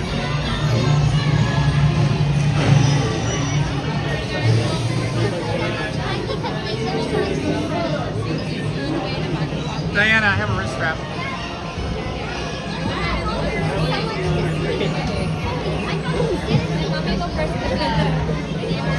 When you guys are ready, go ahead and carefully hold your Alright, floor. there we go. Go ahead and push it back up. Great. Is it too tight? We're good. I just want to make sure the whole back. Or is it like catching? Just make sure they don't put pressure because it will get tighter. Okay. Ready? Mama had to take her ears off.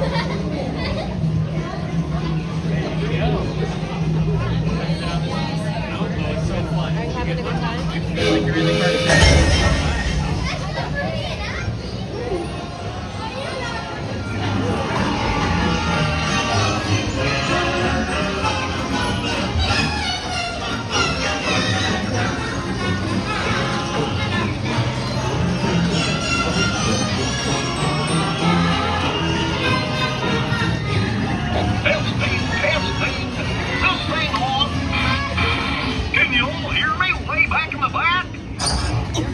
Welcome aboard, folks.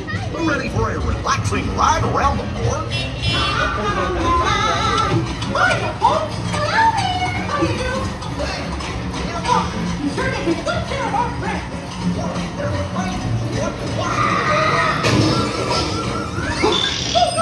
I must have hit that track switch! Goofy, wait! This is all my fault!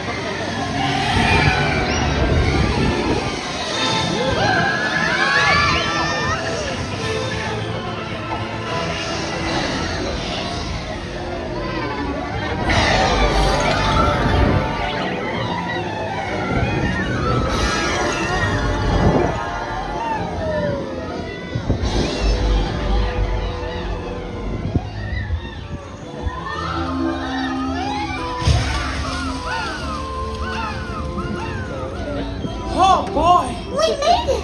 Nothing can stop us now. We have to stop them from moving all over the...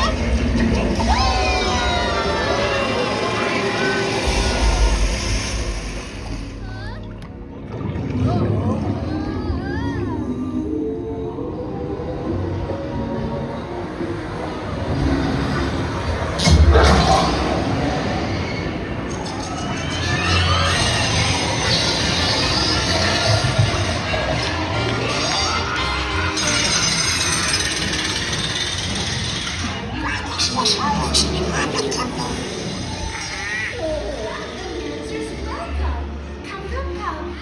It's so nice to see you. Come on in. Don't be shy. That's right. Everyone to your positions. Ready? And 1, 2, 3. 1, 2, 3. Oh, excellent. You're all waltzing so beautifully together. Oh. That's awesome. Now, let's...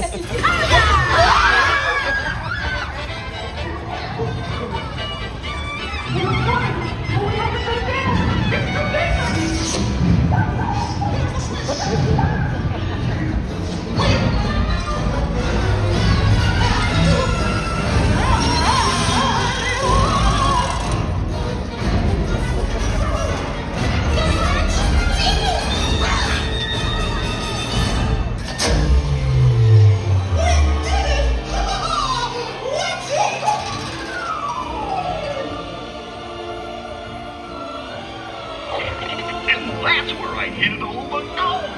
Hope you had a relaxing time, and thanks for playing around the park with me. Now, how do you stop? I'll just check my trusty man. Let's see. Oh! Ow! That's s'mores.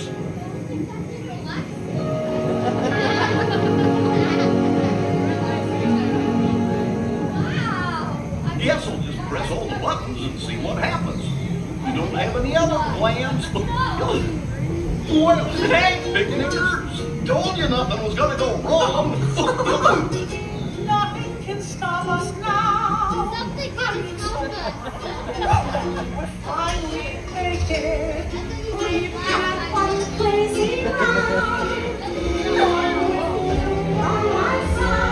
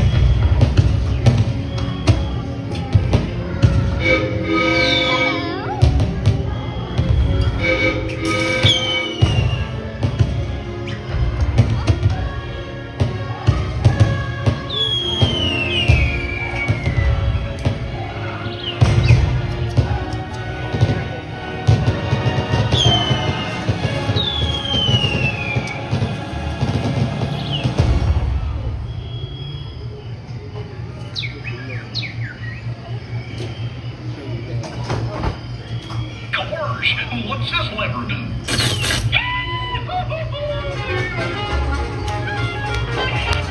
Here we are, back in the barn. Remember to gather up all your personal belongings, take your small children by the hand, and watch your step as you exit my train. Come back and see me again real soon, okay? So long. Everyone, don't forget any personal belongings and places here. That was a good one. Have you guys been on Rise of Resistance yet? Not yet. Been on Star Wars? Oh, you got to do it.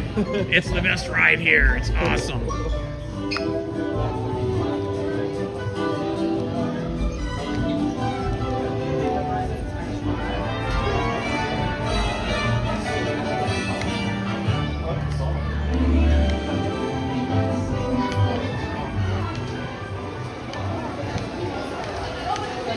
That was super fun, and that was a short queue. You know, even though it looks a little peoply here today, the queues have been going through very quickly. I mean, you know, the wait times. Very fun.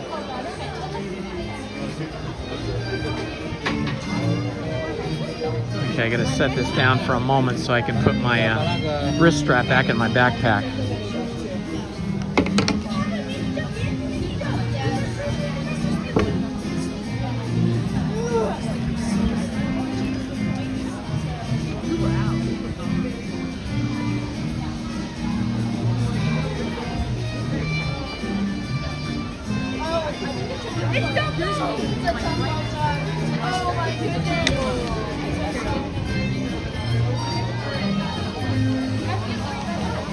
Super duper. Boy, we've got lucky with the wait times here this morning.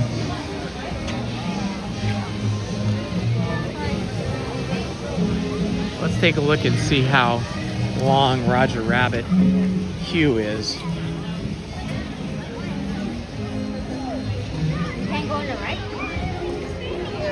Yeah, that queue for Mickey Minnie's Runaway Railroad said 30 minutes, but it was nowhere near that. It was probably under 15 minutes, I'm guessing.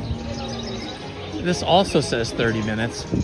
Let's see if that's an inflated wait time. We'll walk in, and if it looks really packed, then we won't complete. But if it looks not too bad, then we'll stay. So far, so good.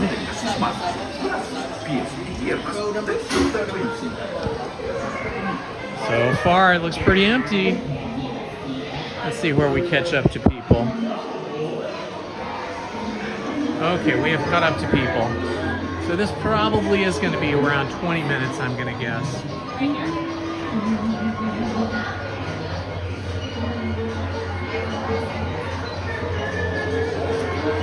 But we're here, and this is a super fun ride.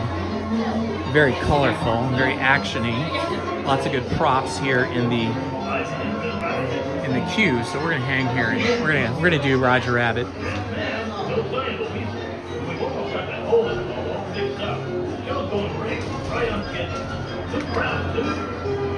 That's the cool thing. When you go on an attraction and it makes you smile, then you know that they've succeeded, right? It makes you smile or laugh.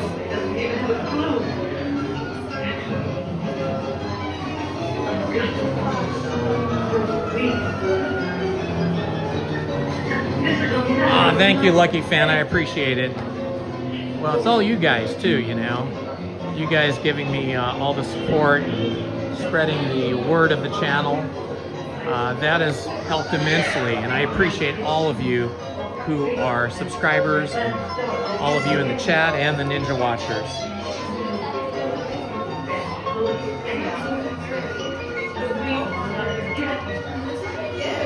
Look at the size of this log. Wow, that is a big log.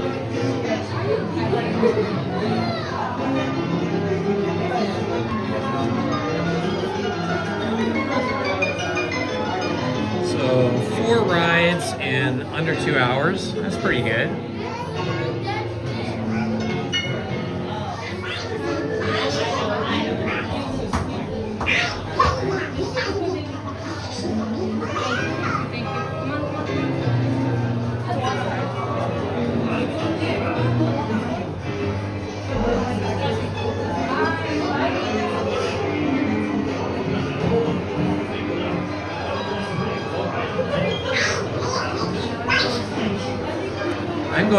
I just saw what Andy typed in the chat a little while ago.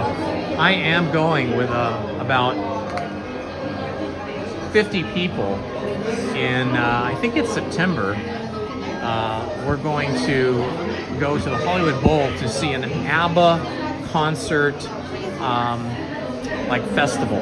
Obviously, ABBA's not going to be performing, or maybe not obviously, but ABBA's not going to be performing. They're going to have a choir or like a large group of adults singing and performing to the ABBA songs.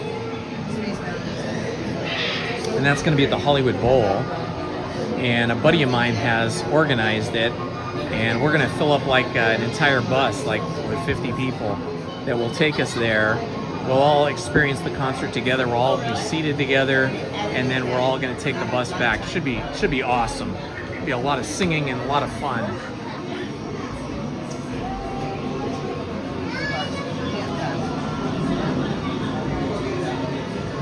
Haha, key lime pie.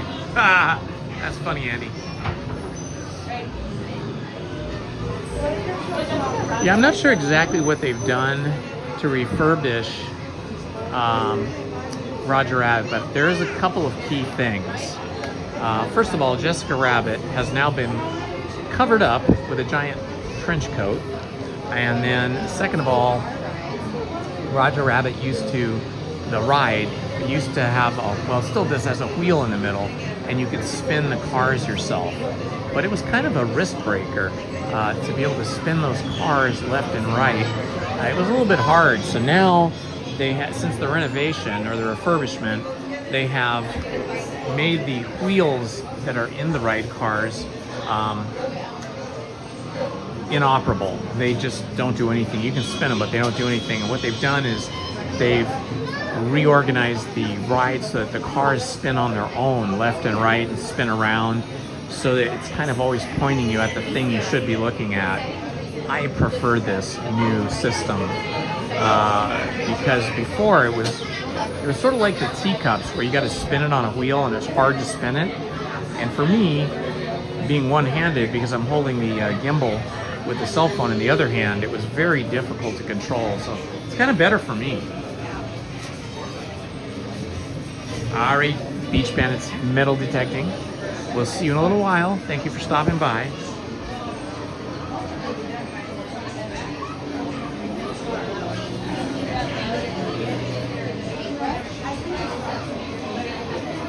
January is always a good time to go. January, anytime after like January 2nd or 3rd, it gets much quieter here. And if you can wait till later in January, like the 3rd week of January, it'll be very quiet here, because then the holiday, the holiday crowd will be gone. Okay, you too, Jim Rockford. You have a safe day too, my friend.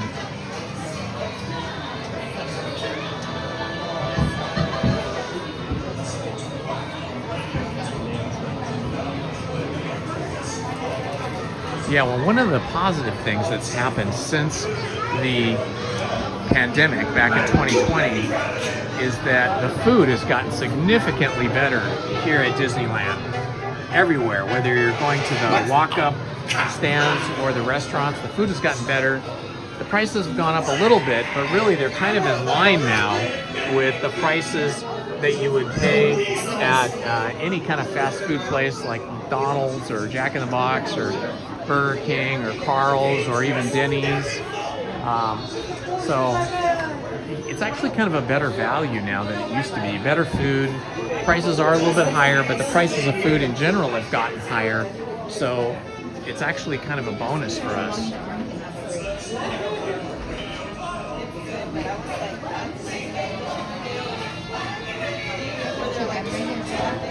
Andy, I have occasionally, but I try to avoid doing things like that where I'm going to be touching a lot of stuff that a lot of other people have been touching, especially children, because children can be goobers, right? They can be little germ factories. So I try to avoid that. I have my alcohol wipes for my hands, my hand wipes, and that helps.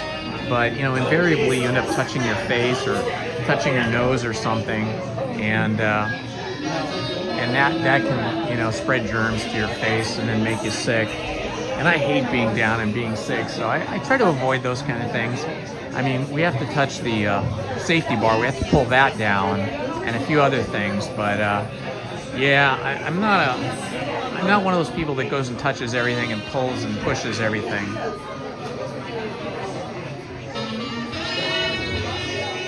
Oh, that'd be awesome. That'd be awesome for your 31st birthday, Johnny. 31. That was a great year. I loved 31. Enjoy it. Enjoy your youth, my friends.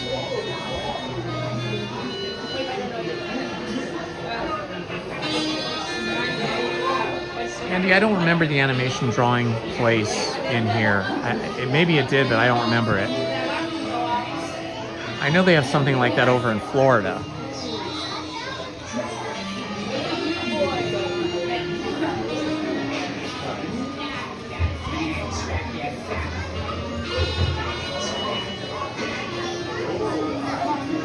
Yes, Edwin.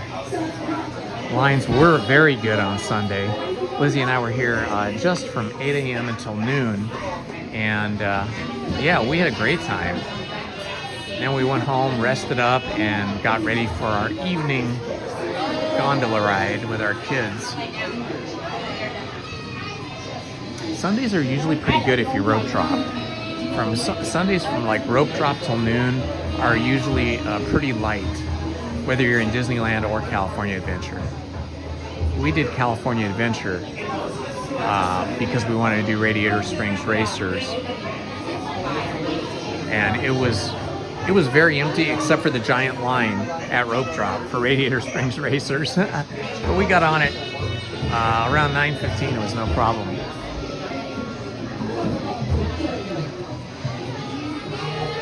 We'll probably do Haunted Mansion here. We got time.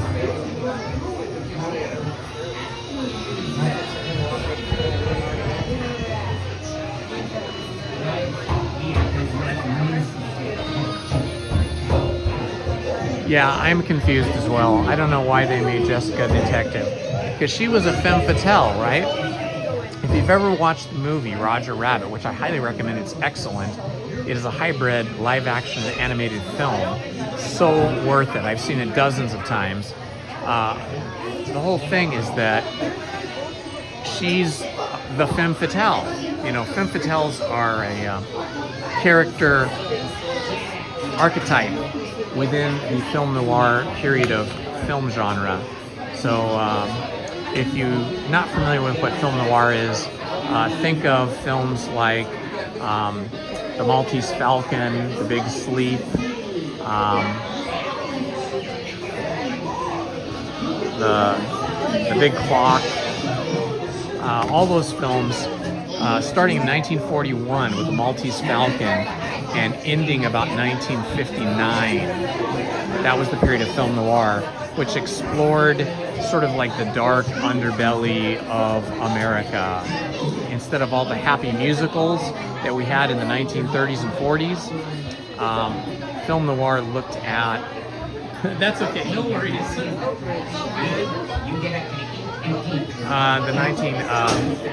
So film noir was looking at sort of the seedier side of America, and it usually included crime or criminals committing crime, and police or detectives, and a femme fatale. A femme fatale character is someone who appears to the other characters in the film or books as somebody who is either innocent or is a attraction, a love interest, but in fact holds a secret and usually some nefarious activity or actions, and usually fools the stupid men into some kind of crime or action that results in them being arrested or put in jail or something like that.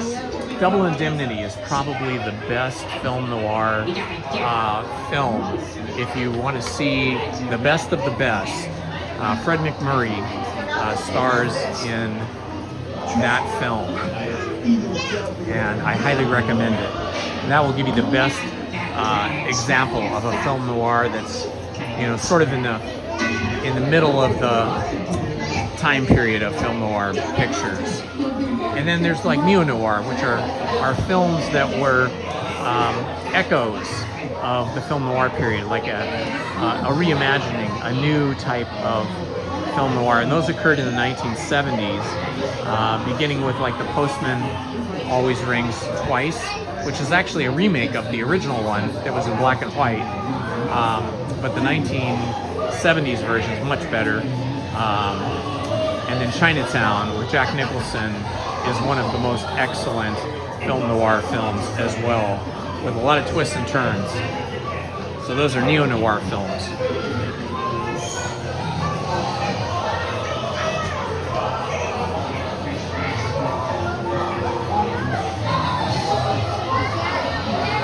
Yeah, Christopher Lloyd was excellent. Yes, Edwin, my plan is to rope drop Sunday, or no, Friday, I'm sorry, and be on Pirates, maybe the very first ride. I'm very excited to see if they've made any significant changes to Pirates of the Caribbean. So be here Friday with me, and we'll see.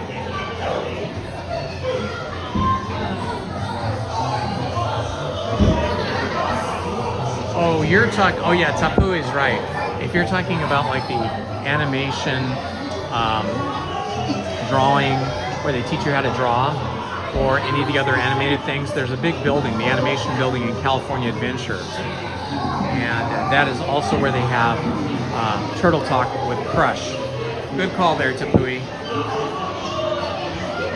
Tapu Leo Ahi. Tapu Leo Ahi. It's difficult for me to say, but that's a cool name. I suspect you might be Hawaiian or Polynesian.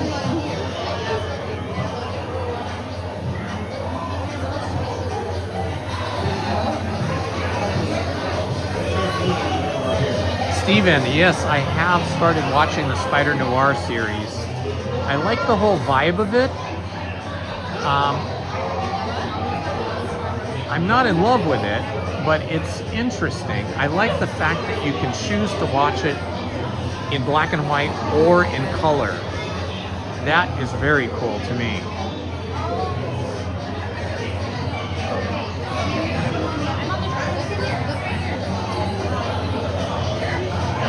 Yeah, I think that, Annie, I think you're still talking about California Adventure.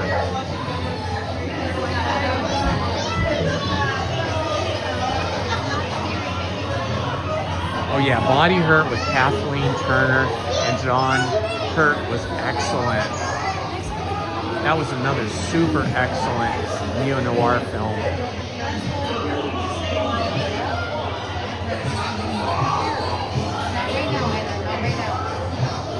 All right, Jennifer, excellent. Maybe you'll be here when I'm here. If you are, come up and say hi.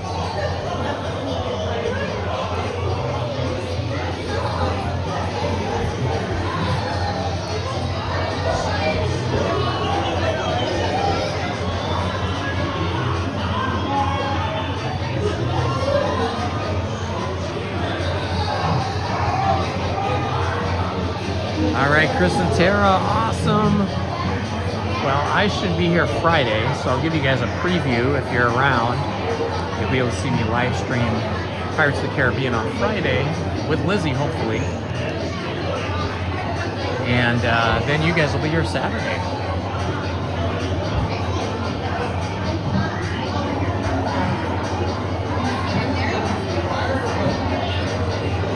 If you guys love to read, and you want to read some excellent books that are focused on film noir, look up the author Dashiell Hammett. Dashiell Hammett. He wrote many, if not most, of the good film noir books that many of them were later turned into movies.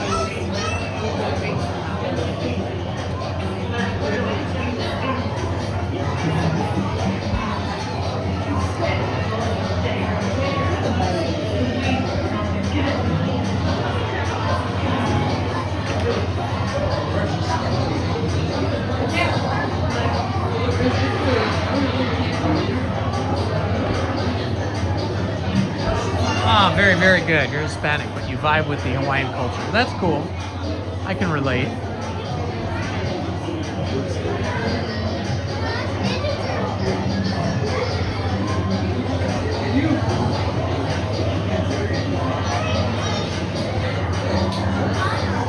Agatha Christie's cool. We've read a few Agatha Christie stories and I think 1 or 2 of her books on my other storybook channel.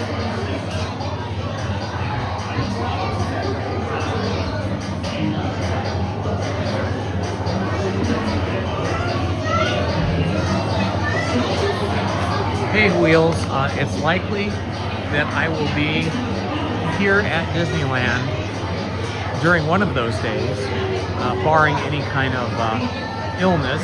That's usually around the time of the year I get a cold. But yeah, just keep checking. I usually schedule my Disneyland and California adventures visits about a week to 10 days in advance.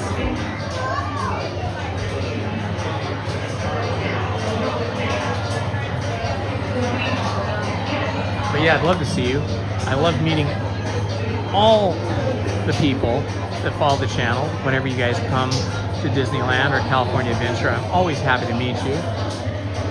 Just have to see if I'm live streaming that day and then look at the live stream and then see where I am and come find me. And we'll have a chat.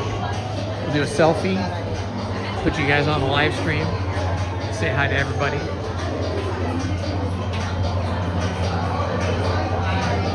Sunday was the first day of summer, guys. We are officially in summer.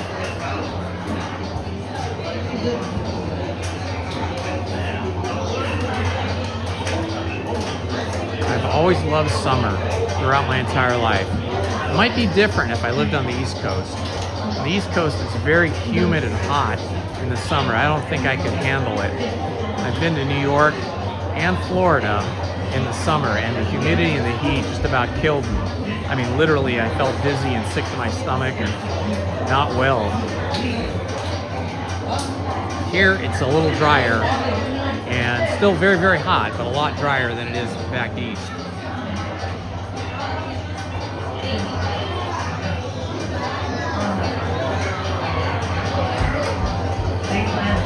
Interesting about Tala.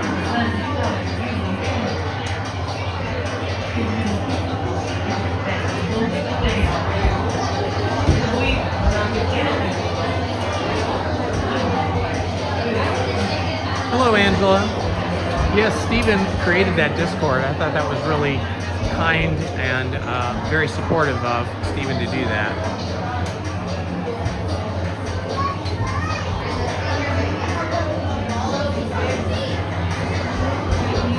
Hello, my friends. If you're just joining us, this is Indiana Holmes, and we are in the standby queue for Roger Rabbit's Cartoon Spin. We started off the morning at 9 a.m. An hour after Rope Drop. We skipped Rope Drop, got here at 9 a.m. Went straight over to Star Wars Rise of the Resistance and got right on. And then from Star Wars Rise of the Resistance, we did Smugglers Run, and then Alice. If you have just joined the queue to Roger Rabbit's Cartoon Spin, our wait time is now a 55-minute wait. A 55-minute wait if you have just joined the queue. Thank you. Wow, the line got much longer since I got in line. Now they're saying 55 minutes if you just got in line. So I think we're still good. We're probably about 15 or 20 minutes from the front. We went on the Alice in Wonderland attraction, and then Mickey and Minnie's Runaway Railroad, and now we're in line for Roger Rabbit's Cartoon Spin.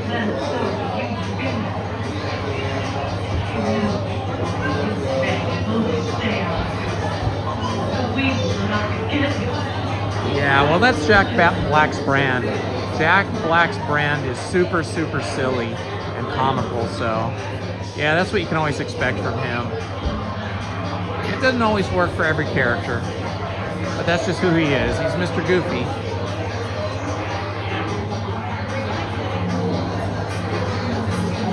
Yes, I did. see that on the news this morning about the kid who jumped out of the log ride car, a log ride boat at Tana's Bayou Adventure, and basically did a water slide down without the boat. He's lucky he did not get seriously injured or killed on that.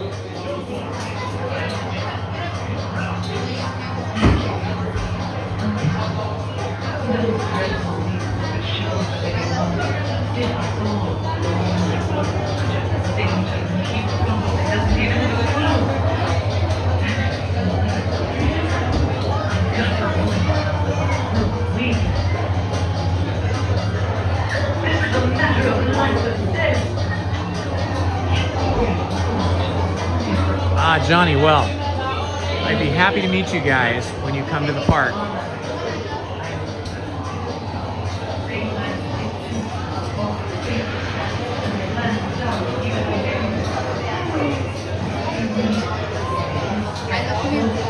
Oh, that would be terrible if they end up adding lap bars to the Tiana's boats, because that would really slow down the loading and unloading, especially the loading part. So I hope that doesn't happen.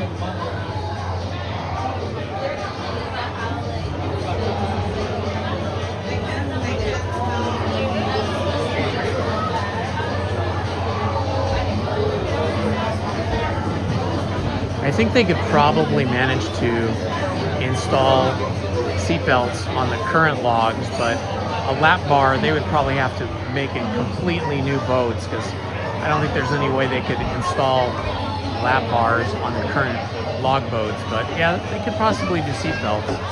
But then people would just unsnap their seatbelts themselves, you know? If they had the locking seatbelts, like what we have on let's see, what do they have them? Like on Soarin', where they have the locking seatbelts, or on Star Tours, then again, it would be just like the lap bars. They would have to build completely new boats. I don't think they could put that kind of electrical technology to those boats, where they have an electric locking system, without making completely new boats.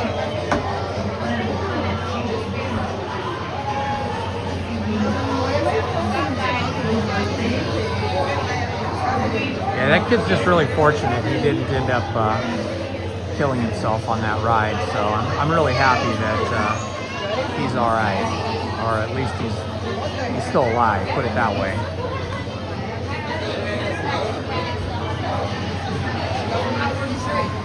I suspect he's probably going to be banned from the park for quite a while for doing that.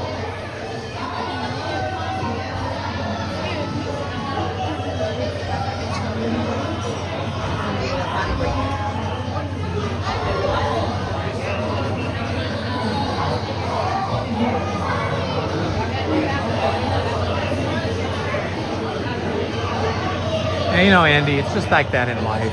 There's always people that just want to do what they want to do, and they just want to break the rules, and you know, that's just human nature, I guess, for some people.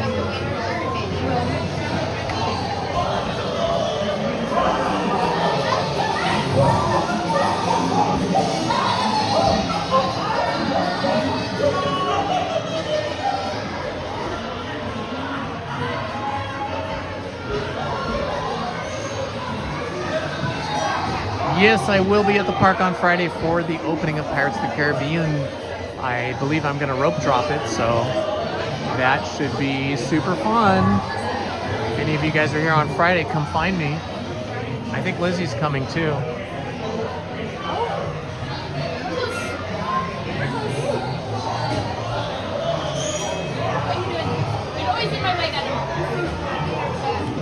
I was stuck on Pirates one time. I'm trying to think. Yeah, I don't think we got evacuated. Did we get evacuated? I think I've been evacuated off Pirates one time. Another time we were just stuck for a really long time, and then they got the ride restarted. But those two times I don't remember having anything to do with rude people. I think it was just the ride malfunctioned or something.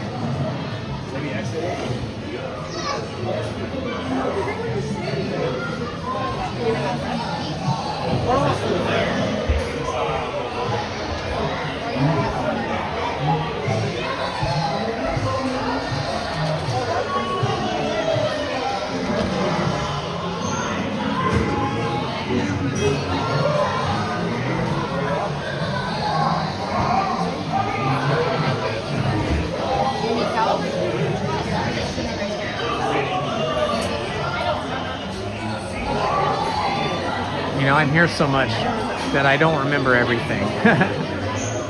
You know, I know I've been on many rides that have broken down. Sometimes we get evacuated, sometimes not.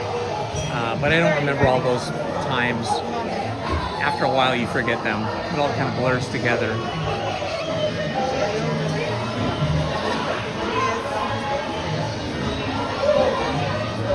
Are we there yet? We're almost there. Look, we're right there. The loading area is right there. It's like about 15 people ahead of me.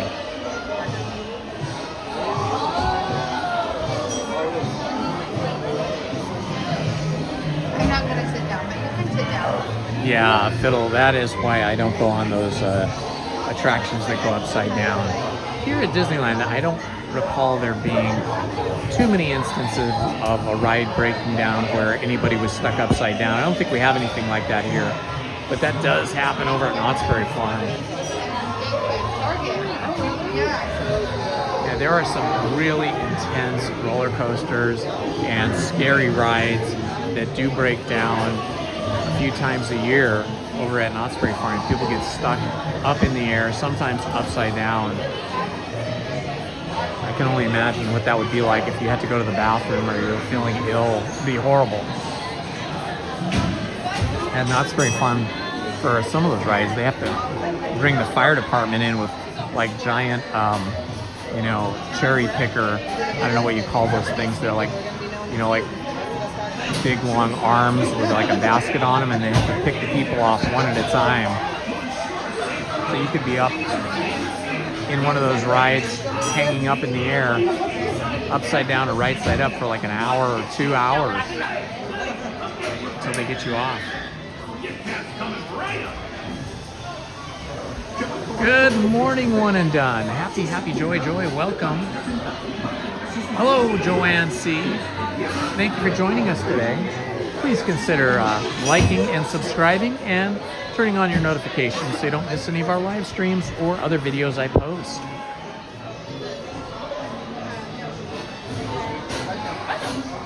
And if you're new and you just joined the live stream, feel free to rewind the live stream while we're waiting here in line for a few minutes, or later, either way.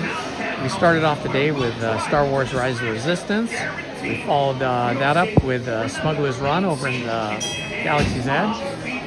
Then we did The Adventures of Alice in Wonderland, and then we did Mickey and Minnie's Runaway Railroad, and now we are in line for Roger Rabbit's Cartoon Spin.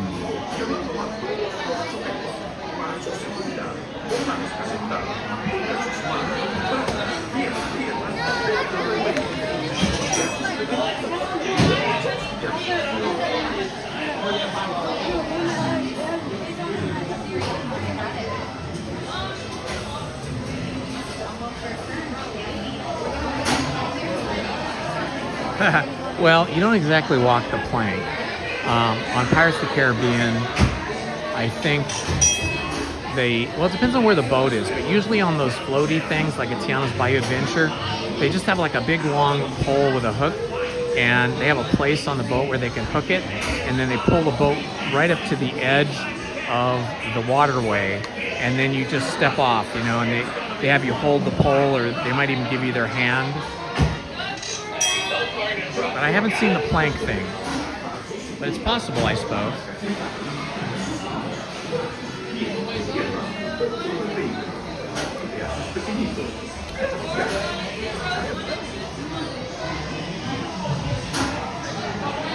Hi, one.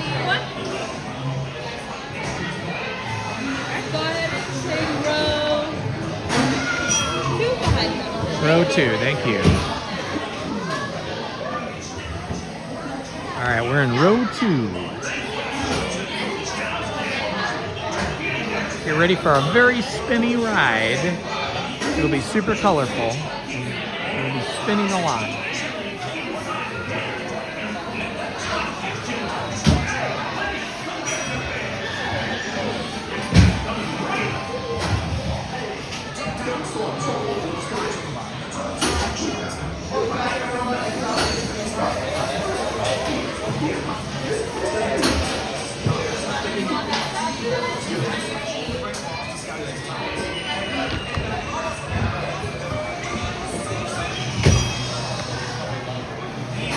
love how this looks like a taxi garage. Did anybody ever watch the show Taxi? Oh, I love that show. It was so funny. Danny DeVito and everybody else.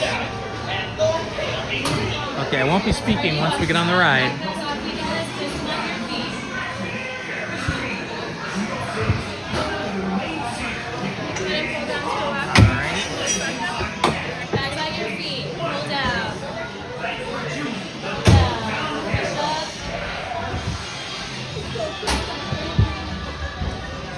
And away we go! You don't get away from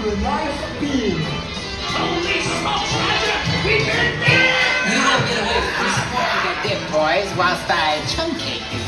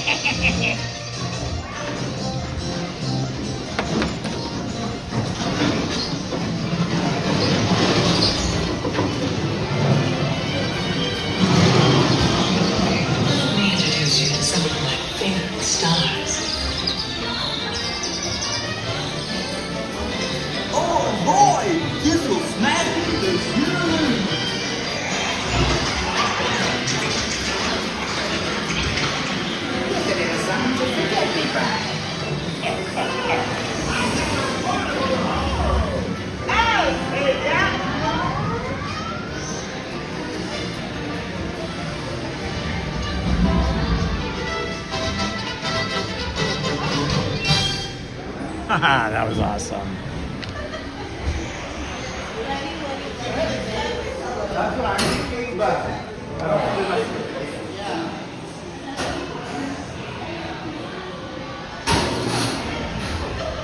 Go back and forth, head south this way to the right hand side. Have a good one.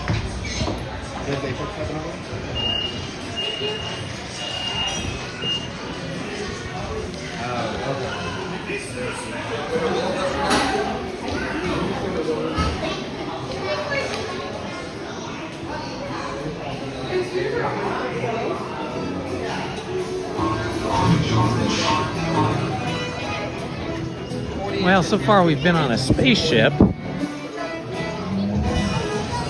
We've been on a rocket. We've been on a caterpillar. We've been on a train.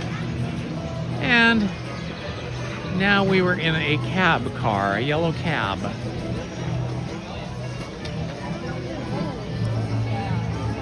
It is now 11:32 and 71 degrees. I think when we started the day it was 64 degrees. So it's a little cooler now. I mean, a little warmer. What am I saying? I don't even know what I'm saying.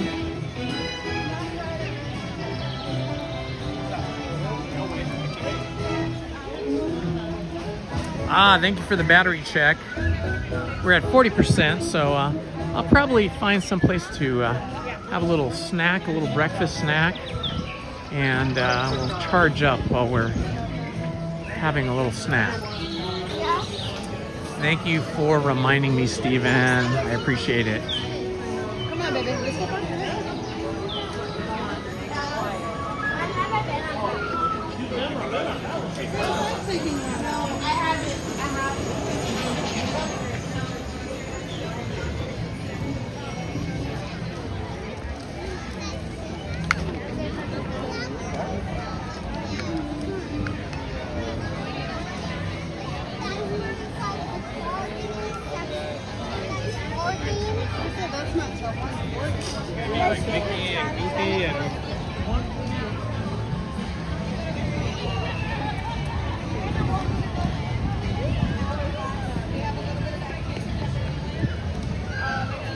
All right, I think it's time for a bathroom break from you guys.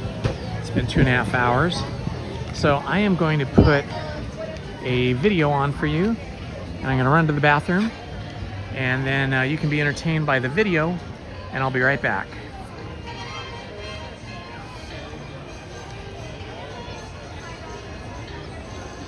The year. Their regular repertoire. All right, I think I see some pink lanyards out there.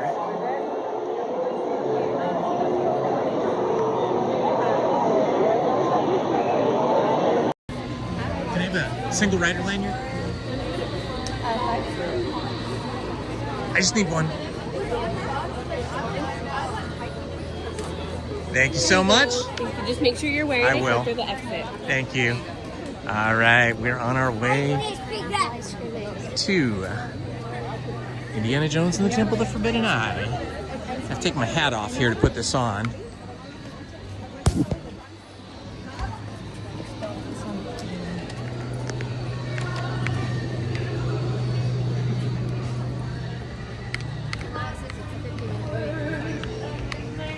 Hello everybody, I am wearing my new hat that I bought with you guys on, I think it was Monday, right? A little different than the lighter canvas hat that I normally wear. How cute. Hi.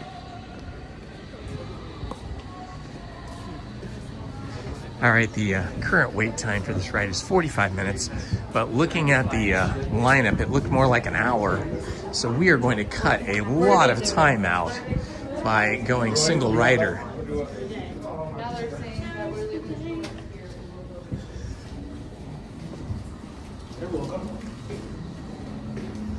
Ah, this is awesome.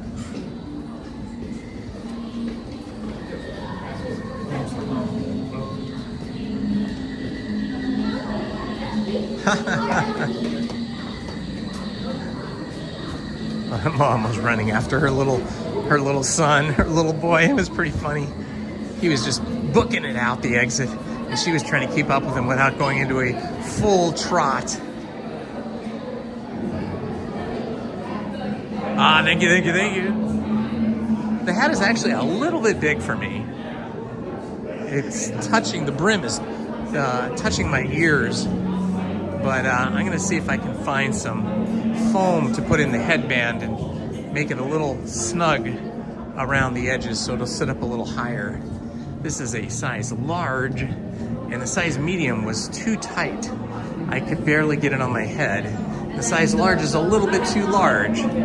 So it's a little tricky. I think I can get some hat band foam and put it in there and make it fit a little bit better. I just haven't had a time to do that.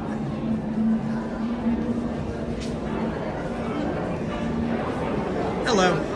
All right, thank you. Thank you. All right, we are in single rider line now.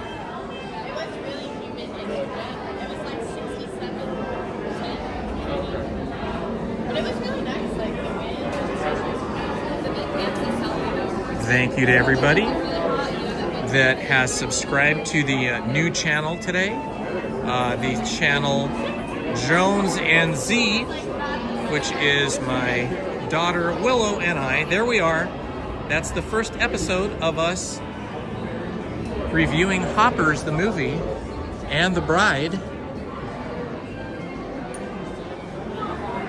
So if you have the opportunity, I would appreciate it if you just subscribe to the new channel, Jones and Z.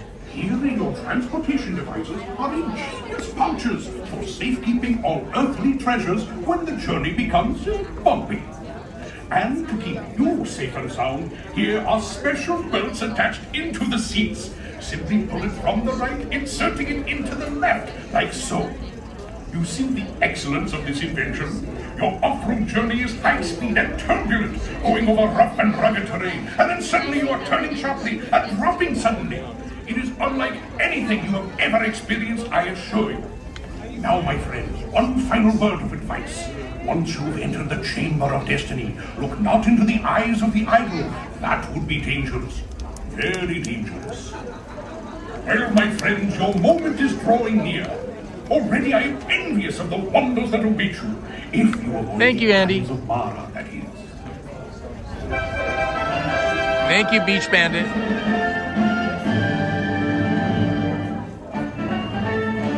Yeah, that's a good idea. I'll try that, Beach Bandit. I'll use some tissue paper. They've all heard the tantalizing tales. The matronly movie star made young again. The paupers who became Rockefeller.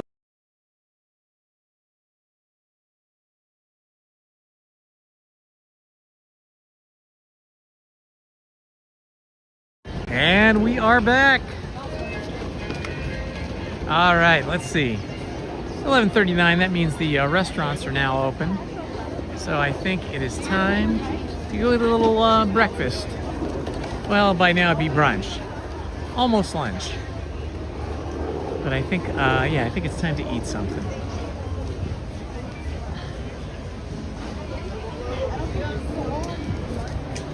Haha. Well, you almost got to see Indiana Jones and the Temple of the Forbidden Eye. Hello, Tiana. How are you? I'm Ariel. Oh, it's I'm Ariel. usually under the sea. I'm so sorry. That's okay. You look beautiful today. Looks like you're ready for an adventure. We are adventuring. Oh, you have to find some thingamabobs around here. Yes, you must. Thank you so much. Have a great day. Oh, that was Ariel. I was confused.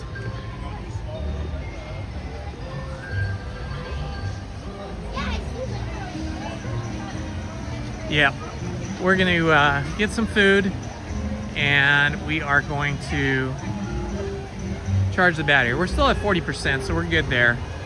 But we'll make it over to, I'm thinking Rancho del Zocalo, because I can never get enough Mexican food.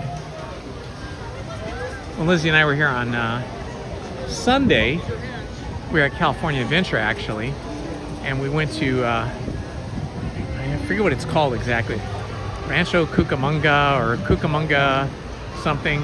Anyway, it's Disney's version of Mexican food, which was actually very good.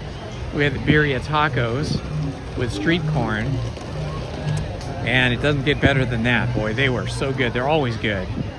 That's a hot ticket. If you guys like Mexican food and you find yourself a California Adventure, I highly recommend the, I'm not sure exactly what it's called, but something Cucamonga. Basically, it's a walk-up restaurant where you walk up and order your food or order it on the app and then you pick it up. And the birria tacos are spectacular. But some of their other food's excellent. And there's street corn there. And I've had street corn everywhere. I've had street corn in Mexico. I've had street corn here in California on the streets from street vendors and many different places. And I have to say, the street corn I had on Sunday in California Adventure was the best I've ever had. Super spicy, super good. Cotija cheese. It was the best.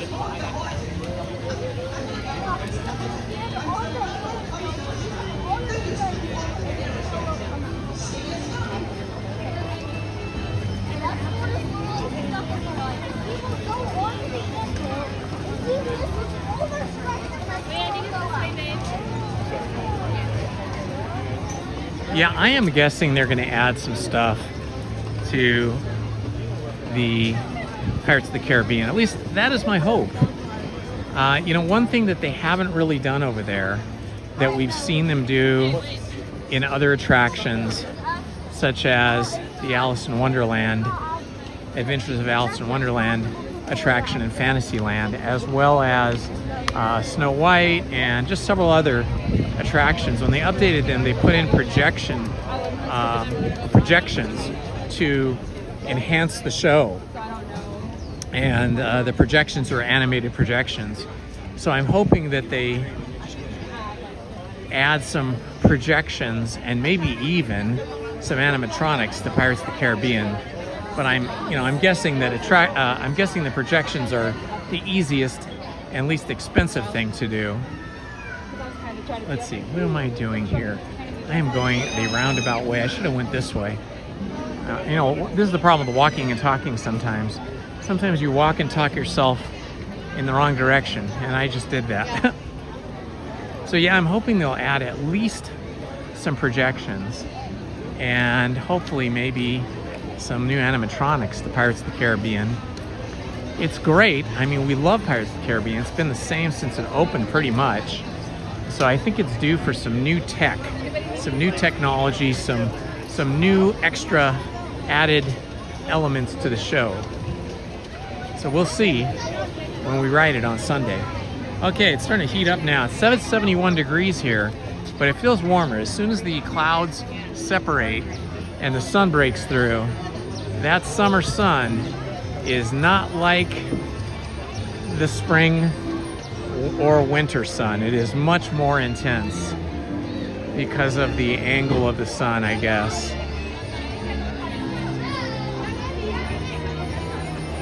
So even though it says it's 71, it's definitely warmer than 71. I mean, it feels warmer on your skin.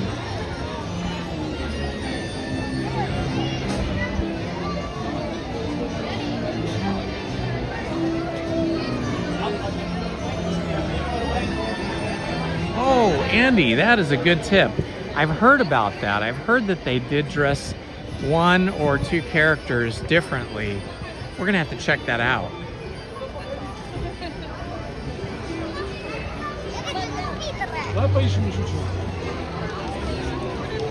Oh, it's much peoplier now than it was even an hour ago. It's getting very busy. Oh, look, some priests. How cool is that? Oh, we've got a bunch of guides over here.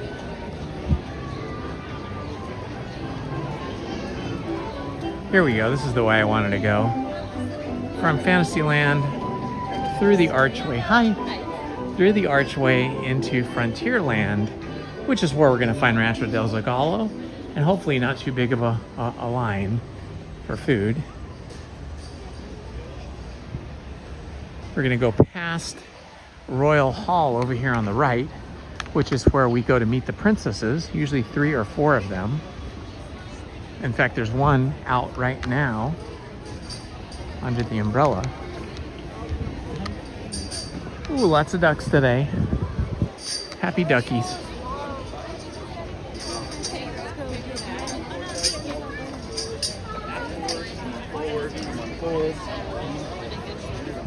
All right, here we are.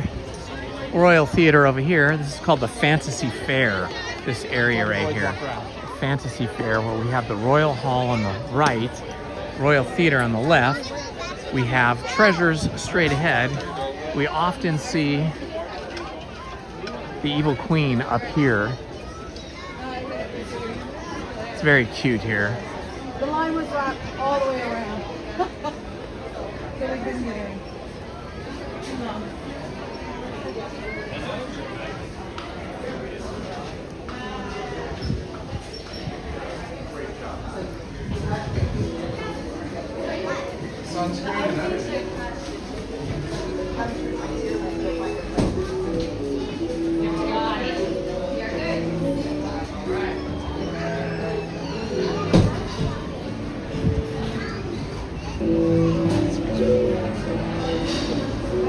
All right, not crowded at all. This is fantastic. I guess we're grabbing trays over here. Oh, this is amazing. 11:47 and there's no big line here.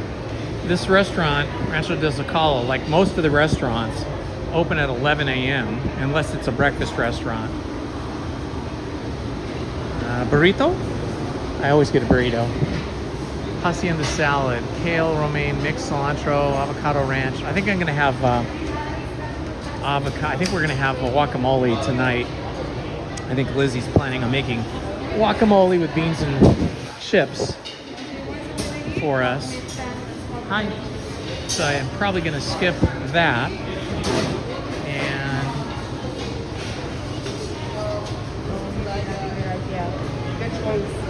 Everything is grab and go. If you see the all right. skip ahead. Super, super duper.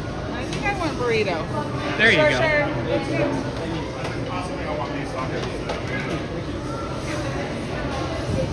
Sorry. That's okay. I just didn't want. Oh, cotton candy. That's the best.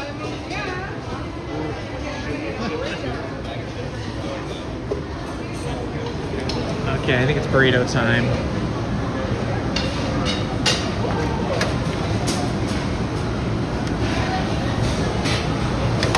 Caution, hot food. I think we're gonna have to get a burrito because we can. Ooh, boy, that's a hot plate. Okay, I'm gonna have to put you guys down for a minute while I walk over to the cash register, but you'll be able to look straight up at the sky.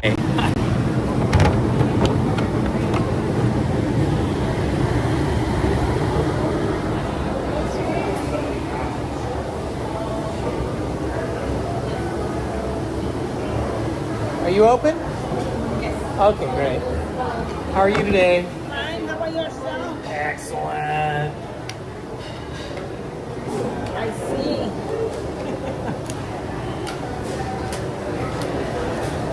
Look at you, all tan color. What are you, going on an adventure? I'm an adventurer. Yeah, absolutely. We gotta have our adventures, right? Okay. Chicken burrito.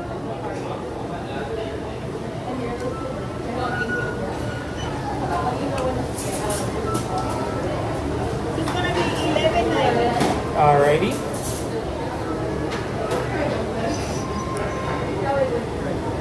I'm gonna give you a sticker. No, yes, please.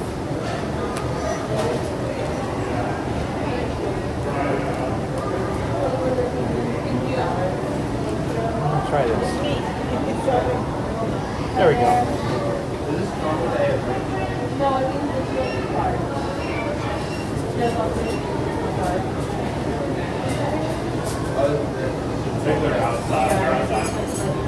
Super duper.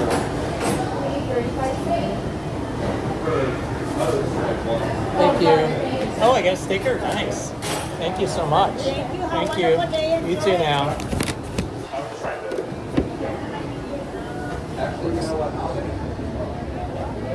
Oh.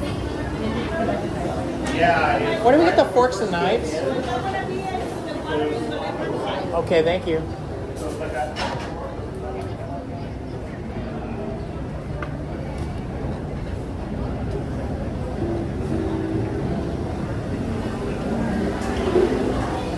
Okay, I do not see the forks and knives. Okay, well, I might as well get some napkins while I'm here.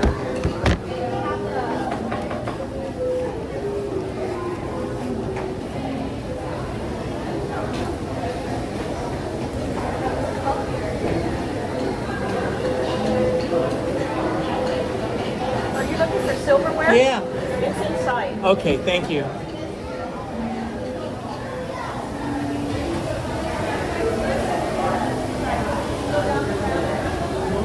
Can you tell me where I can get a fork and knife?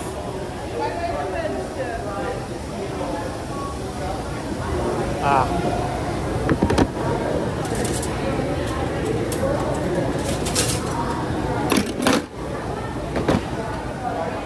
Thank you.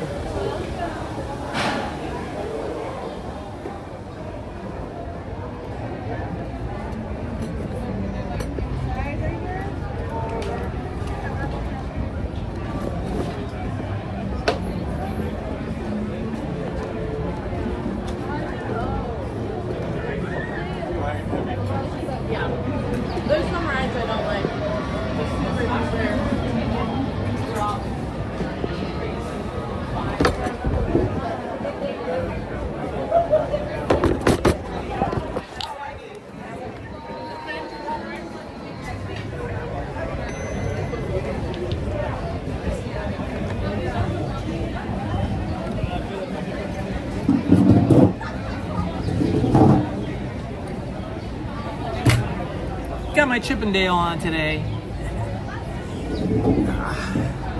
All right, let's get this battery hooked up before we start eating.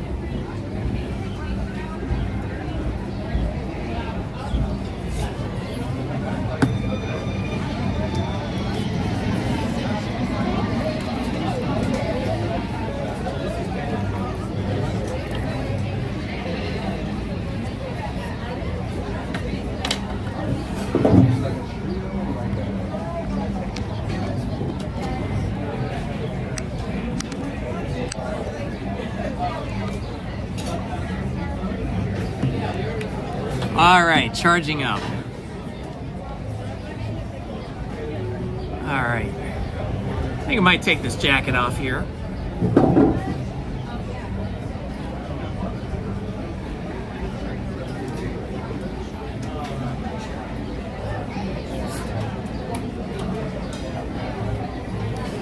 Ah, very good. Check out this burrito. Chicken burrito. Tortilla cheese on top. Probably has rice in it, maybe beans. A little salsa on the side.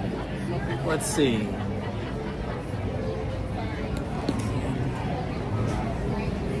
Yeah, that's the most fun part, is watching cotton candy be made.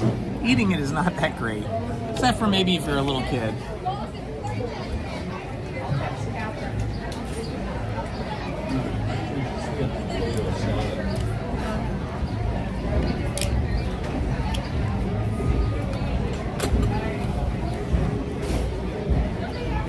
They gave me a little sticker. Kind of cute.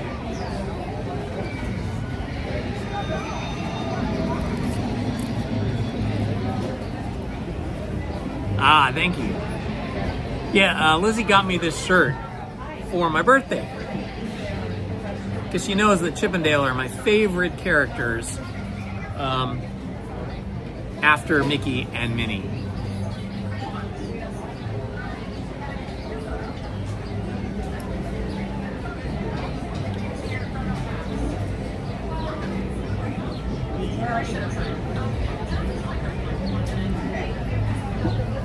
Hello, Nutsy McLewis. Good to see you, my friend. Let's see, I'm just trying to see if anybody else is here. Angel Castro Van Loo, welcome. Yeah, the Pin Test Kitchen's pretty good, actually. Cochina Cucamonga, that's where we ate on Sunday. And any of those places over in San Francisco are pretty good.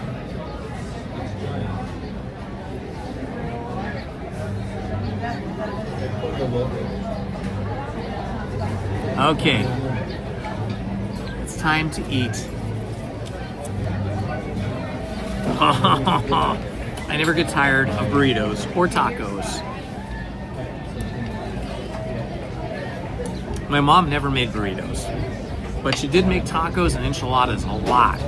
So I love enchiladas and tacos.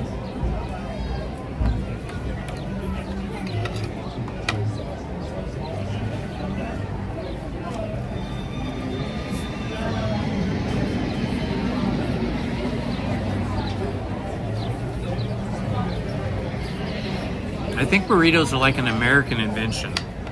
I don't think they ever had burritos in Mexico until they were created here.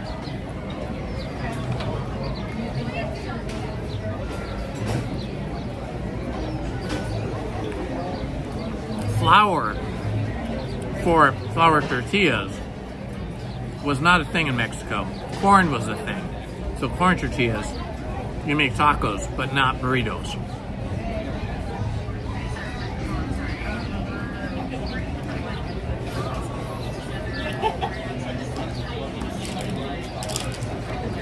Bon appetit to you guys if you're having lunch or a snack.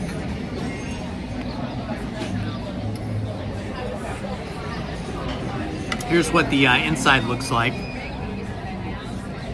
Chicken and some beans and salsa.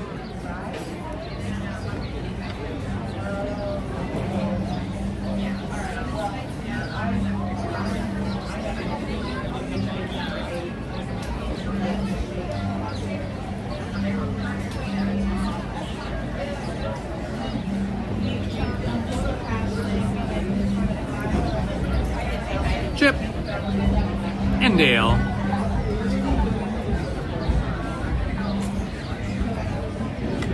If you guys come to the park and you want to have interactions with the characters, I highly recommend that you skip the big lines at the front of the park near the entrance, where people stand in line to meet Mickey and Minnie. You end up standing in line for a long time and all you get is a picture. But if you go into Toontown, both Mickey and Minnie have their own houses. Mickey's house is the better one. A really super cute queue as you go through his house. It's really well done. And then there's a movie theater while you're waiting, standing, to get into his sound stage. And you get to watch some cool Mickey Mouse cartoons. And then you go into his sound stage, and it's a really good experience. If you haven't seen that, you can look on my channel and search for Meeting Mickey or Mickey Mouse's House. And you get to spend more time with him there and interact with him. Now, of course, Mickey and Minnie don't speak, but they're very good at miming their communication. And the cast members there will hold your camera for you or your cell phone. They'll shoot videos, they'll shoot photos. It's really worth it, especially Mickey's house. Minnie's not quite as good because you go through her house, but she doesn't have like a room for that. You end up getting a photograph with her or video in her backyard. But in Mickey's house, it's a sound stage, and they change the set usually a couple times a year, maybe even as many as 3 times a year, and the lighting is really good in there, and it's nice and quiet.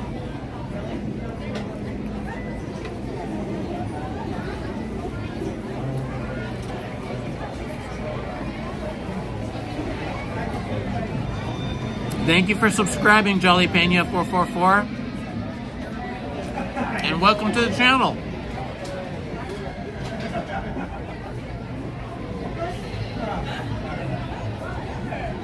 That's funny, Curious Gauntlet.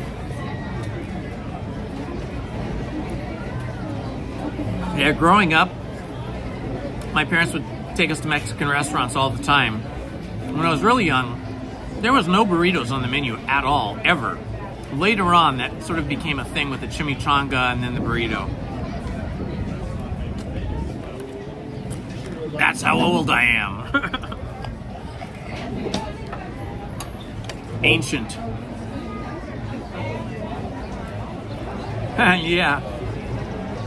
Yeah, the line behind us, that queue over there, that is the very long queue right now for Big Thunder Mountain.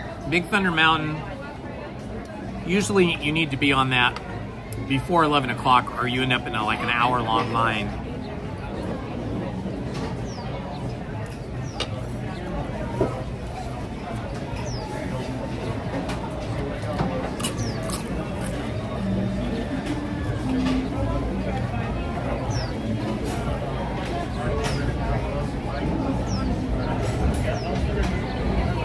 Yes, it is really good. I like it here because there's some shade. Like I'm underneath an arbor, but there's also like cloth draped across this area, so you can get a little bit of shade. There's a nice breeze right here. And it's a little bit quieter and more subdued than some of the other restaurants. A little bit out of the way of traffic, foot traffic.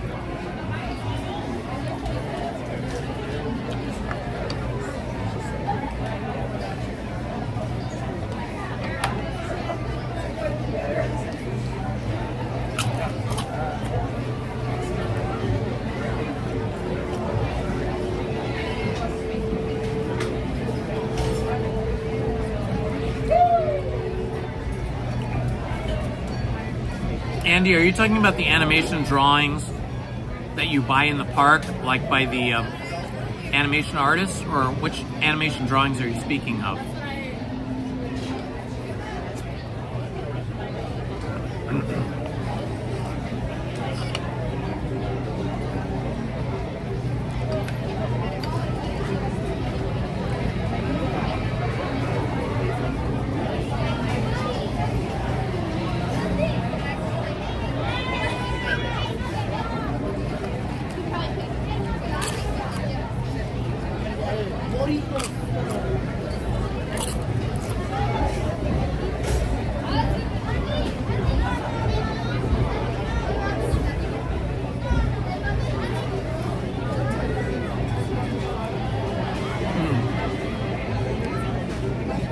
Well, okay, Andy, yeah, the main difference is that the feature animated, hand-drawn animated films like Pocahontas, The Lion King, Aladdin, Beauty and the Beast, Little Mermaid, those were all hand-drawn, frame by frame.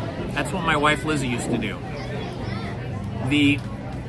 When Pixar came in with Toy Story, then it was more computer animation, no hand-drawn, all done in computers. So what you're seeing on television most of the time, if it's the newer animated films, is you're seeing computer animation.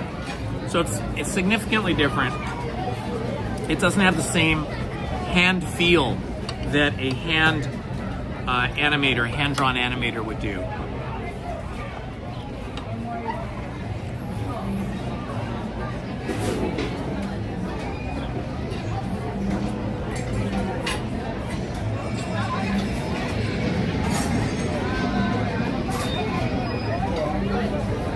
Always be magical. Well, that sounds like a good plan.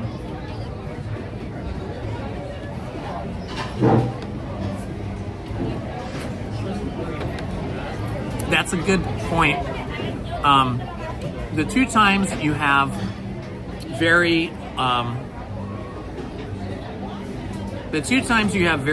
short queues or lines are the first hour to the first 90 minutes of the park opening. So 8 o'clock to about 9:30. And then during the nighttime parades, most people seem to gravitate towards standing on the street to see the parades, and that makes the lines for the attractions very short. Also during the fireworks. So, and also during like Fantasmic or the Wonderful World of Color, I think, over in California Adventure. So during any of those big shows, those nighttime shows, the lines for the attractions are very short.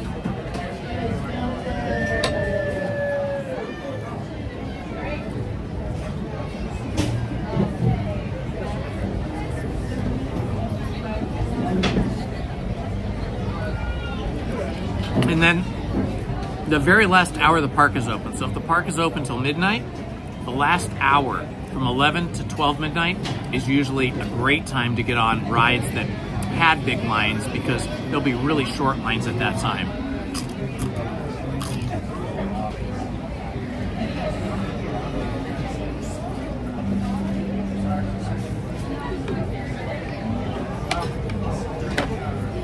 Let me see how the wait times are looking here.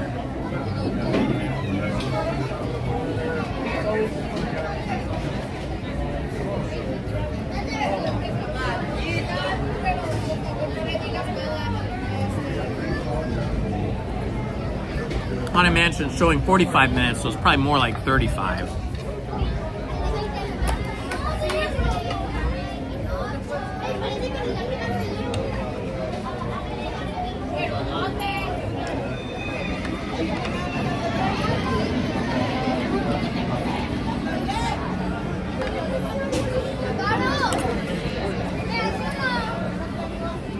Yeah, Paint Tonight is really nice.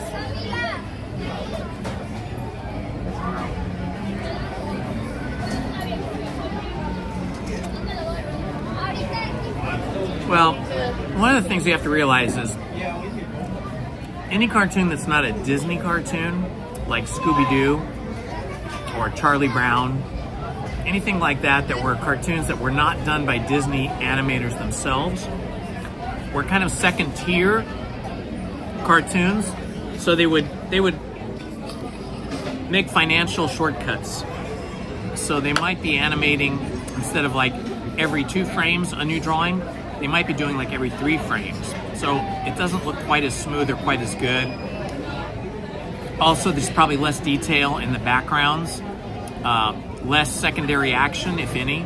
So all those little things save time and money, but it makes the artwork, the animations, look less lush, less like Disney animation.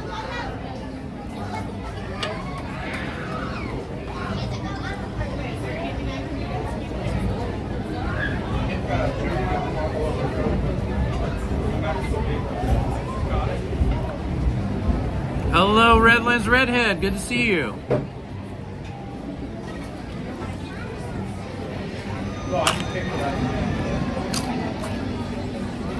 Everybody else is recording. I'll get the whole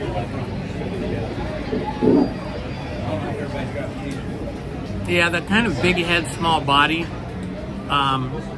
aesthetic is sort of a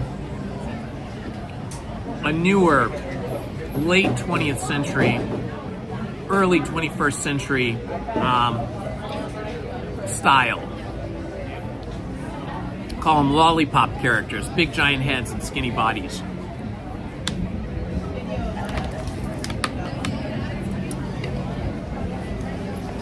You see that a lot in Japanese animation too. They like the really big heads and the big eyes. Oh my gosh.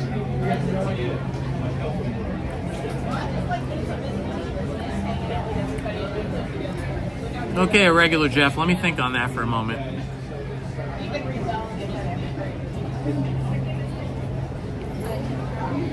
I think it would be one of the DreamWorks early films.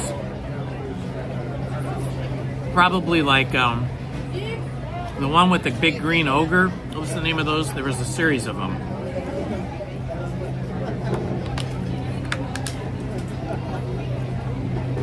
Party of 5, we are having a chicken burrito over at Rancho del Zocalo.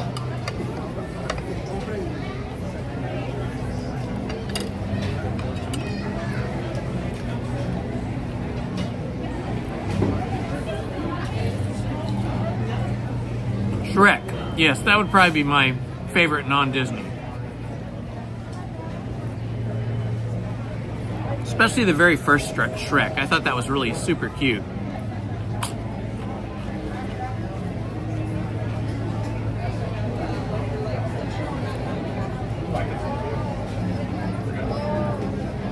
As I said earlier today, maybe some of you guys weren't here, Lizzie and I saw Toy Story 5 yesterday, and we loved it.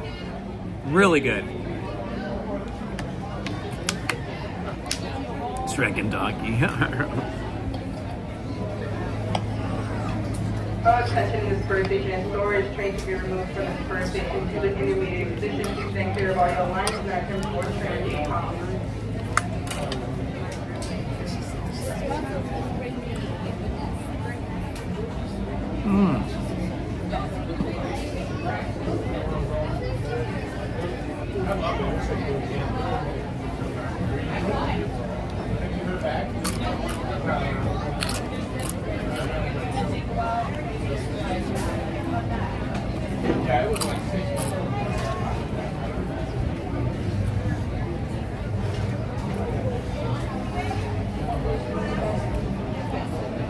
I also love all the stop motion animated films done by the studio Laika, or Leica. It's up in Oregon. And I love all of the movies with those little yellow minions in them. That's not Disney, that's Sony or Universal or something. Those little minions, they just crack me up. I love them. And then probably the franchise I love a lot, that's not Disney, is the claymation Wallace and Gromit series of films. Wallace and Gromit claymation animated films are great, and I love all the Shaun the Sheep animated films as well.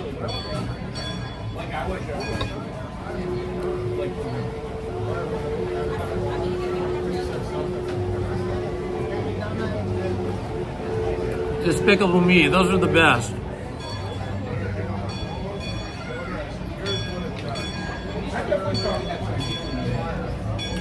I love how the minions want to serve their evil master, and they're always getting him hurt or in trouble or something. Gumby was fun, yeah. When I was a little kid, I loved Gumby and Pokey. I had a Gumby and I had a Pokey. I think I still have them.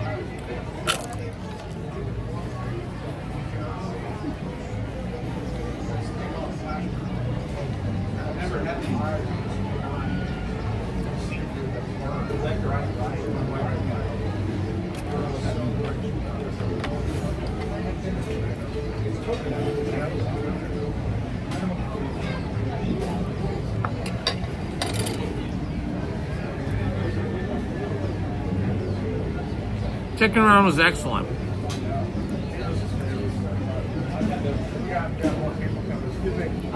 I think, I'm not sure, but I think Lizzie may have worked a little bit on Chicken Run to help finish it up.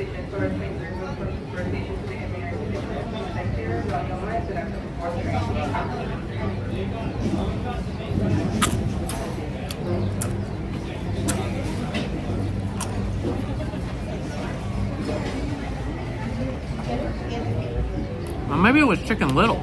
I can't remember which one she worked on. One of the best ones that I really love, it's kind of an unusual style of animation, is it's like a Christmas movie. And Tom Hanks is the voice, and they're on a train. What's the name of that movie? That was a really good one.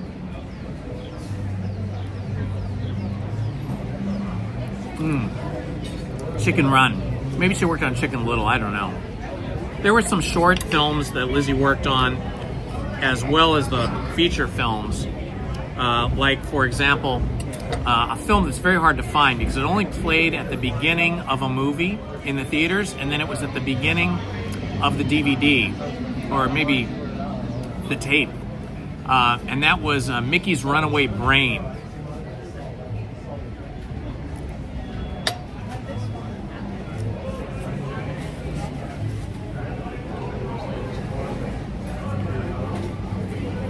That's It, Nature's Pink Boutique, Polar Express. I love that film.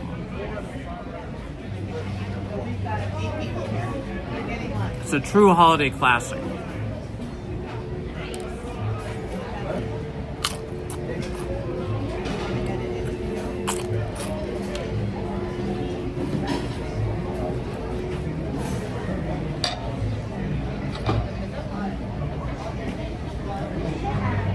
Absolutely, Mystery Guest. Nightmare Before Christmas is fantastic.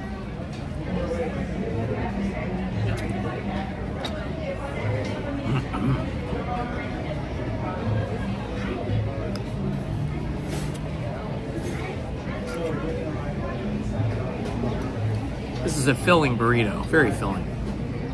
Yeah, I like those Charlie Brown films, even though they're kind of low quality animation. Very simplistic, minimalistic, but they're very heartwarming, and then if you grew up with them, it feels like an echo of your childhood when you watch them.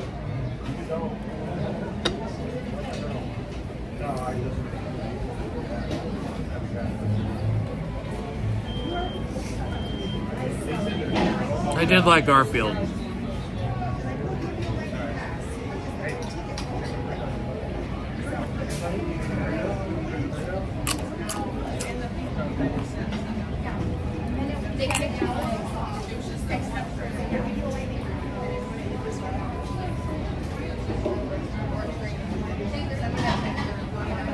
Sparky. I don't remember Sparky. I'm not sure what that is.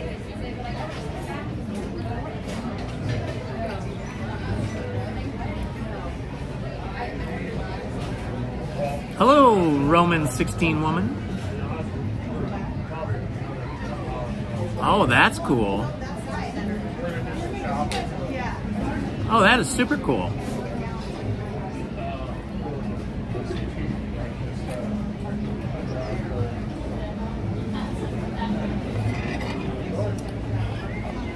Yeah, when I say that something, maybe an animation or a film, is of low quality, I don't mean the story or the design of the character. I mean, like, the whole frame. Like, is there a lot of background, like deep background? Is there secondary and third actions?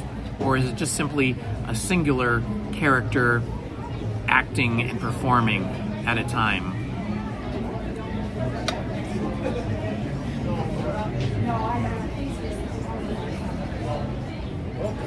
Oh, Sparky is Charles Schultz's name. Thank you, Redhead. Redlands Redhead.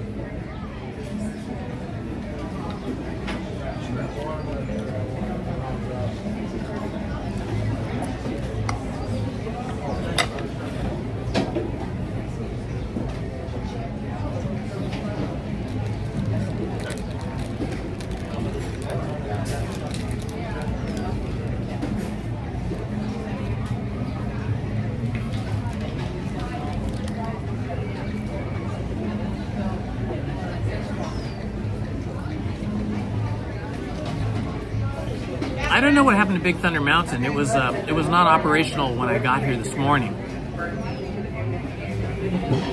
Looks like they cleared the queue again. So they're having problems with it today. Low fidelity, that's a good way of saying it, yes. Alright, now for dessert. Say hello to my little friend, Trader Joe's Dark Chocolate Peanut Butter and Almond Bar. I love these things. They're simply nutty.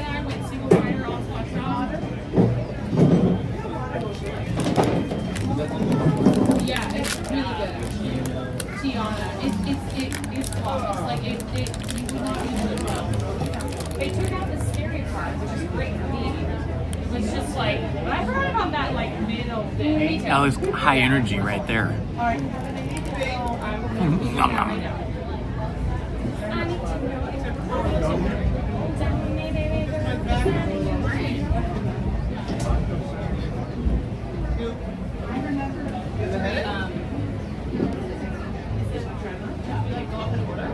Yeah. Hold on. I'm just asking them. There are like rules, so I'm trying to read. Checking wait times. Yeah, temporarily closed. Big Thunder Mountain's closed again.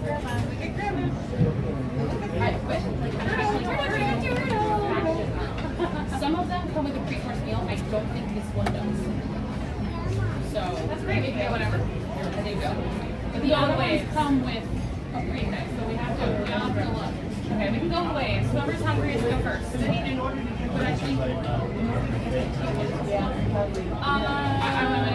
Now, Winnie the Pooh. The Mini Adventures of Winnie the Pooh attraction has been closed all day. As has the Matterhorn. We can go in waves, yeah. We can go in waves. Or you guys can just look at the menu on your phone. So we can all And Star Wars Rise of the Resistance is down again. This is the only one that doesn't have a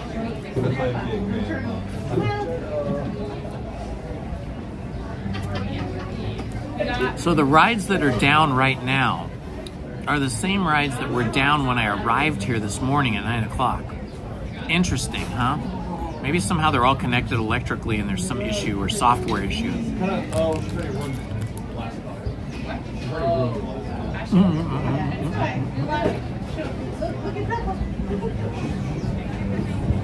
Turtle smile.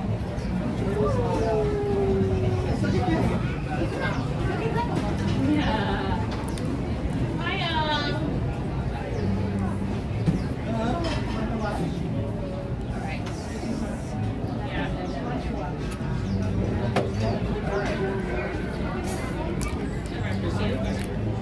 Alright, do you want to all go up? Yeah. No, they can do it. In order to get the ticket. So far, we've been lucky. Our rides have been, our queues, wait times have been very quick. But I imagine now it's getting pretty busy. So if we can all go up together, or maybe you can appoint, if you can pre-pick them, we can all order. Mark Twain, that's a good idea, Fiddle Leaf. That's a very good idea. We should do it with Mark Twain. We'll do that next. I think that each person has to get something. I don't know. That's, I think, because all ask. Or you can get out.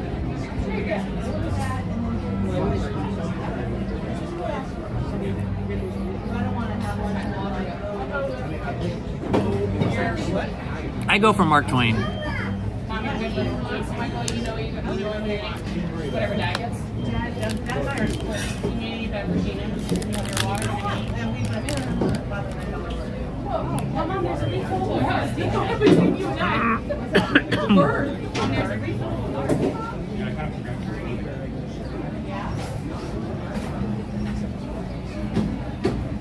Having fun? Remember to do your birthday.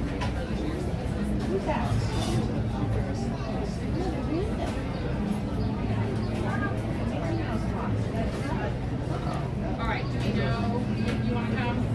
No. Dad, you coming? with Apollo fries. You want, why don't you show me? I can't. We may get over to Tiana's, I don't know. It could be very busy right now. Let me check.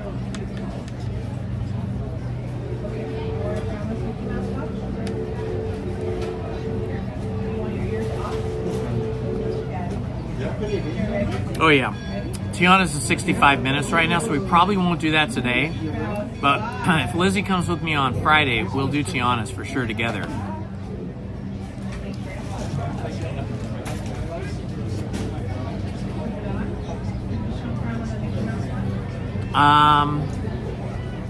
Andy, I don't know if we have a Cracker Barrel out here. I used to see those on family vacations as a little kid. I can't say I've ever seen a Cracker Barrel in California, but it's possible. There may be one. Redlands Redhead, was it very crowded on Sunday at Knott's? Ah, you're so welcome, Nature Picks Boutique. Do you paint, or are you a photographer? And do you sell your paintings or photographs?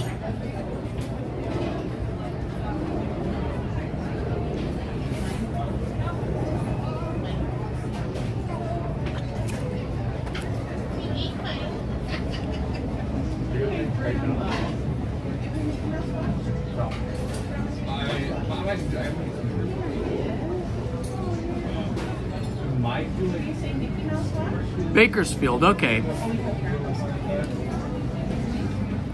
Thank you, Irregular Jeff, for giving us that answer. I appreciate that. It's so great when everybody helps out with all the knowledge.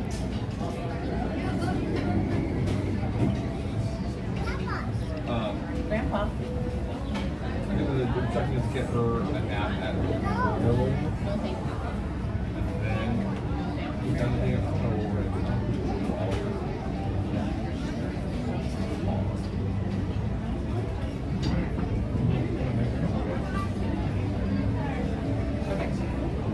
She likes it. The fact that we're in the front row and see things, Plants and flowers, well, that's cool. I like that, Nature's Pick Boutique. And did you say, is it drawing, painting, or photography? All right. Thank you.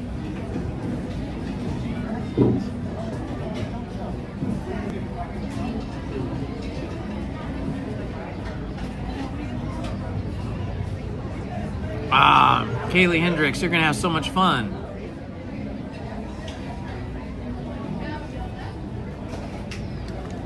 I'll come zero.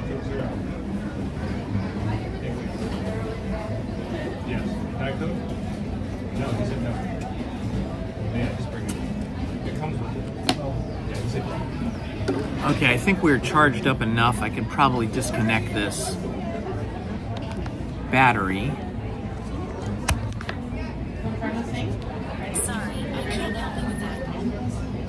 That's my watch talking. I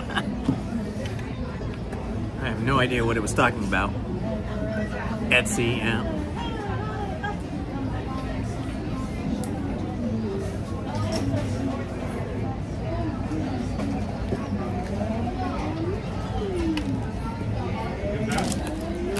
It's all right. There's a reason for it. You make like cash for 5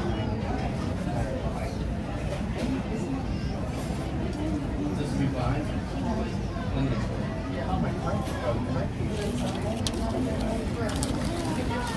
Hey, yeah. You need to go to the restroom? Oh, wait, you can go. Sure? Yeah, I'll be safe too. All right, I'll be right back. Yeah.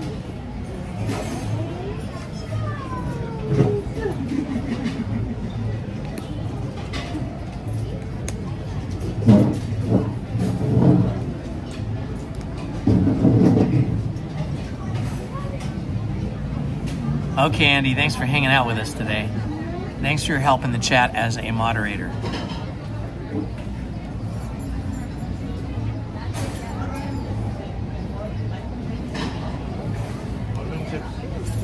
Oh, well, there you go. Fiddle Leaf dropped some more knowledge on us. So there's a few of them around.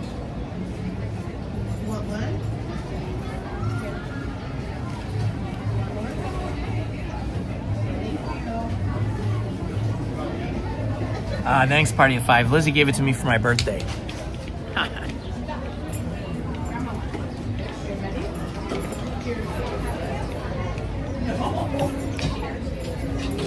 All right, well, that was a very yummy lunch. Thanks for hanging out with me for lunch. I think it's now time to go to the Mark Twain for a ride around the rivers of America, which you can only do here at Disneyland now because they removed the rivers of America and Tom Sawyer Island over at Disney World, unfortunately, in Florida. So now you have to come here to Disneyland if you want to tour around the rivers of America and get on the Mark Twain or the Columbia. Looks like they're just now boarding. We might just make it. Just maybe. If we hurry.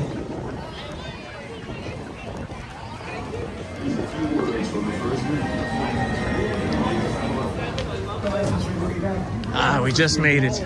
Just barely. Just barely made it. I think we're the last ones on the boat. Whew. That was a bit of a sprint.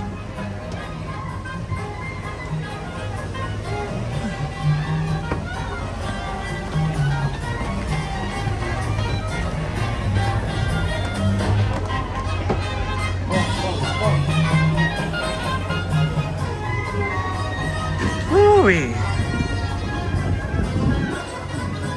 Running, even though it was a short run, running after eating a big lunch will take your breath away.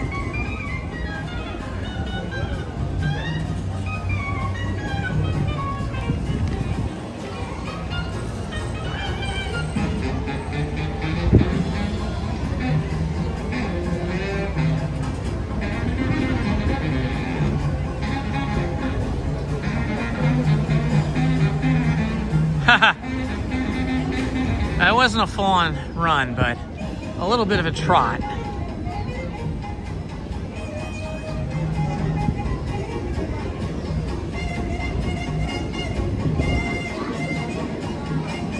Porto's is good. They have good stuff.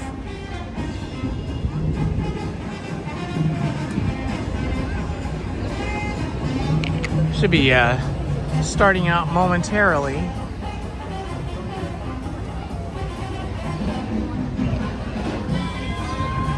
View of Big Thunder Mountain over there, which is really not run too much today. When we first sat down for lunch, it was running, and there was a big queue for it, and then I guess it broke down and they evacuated the line again.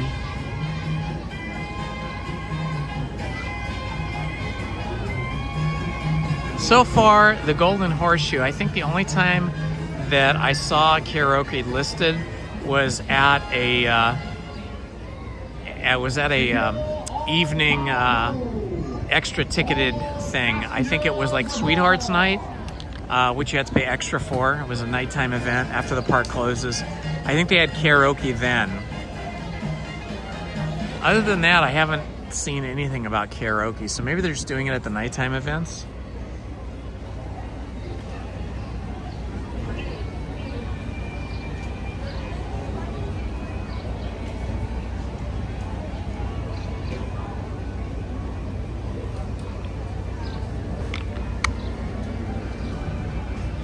Oh, there's like no breeze now. Look at all the flags are just static.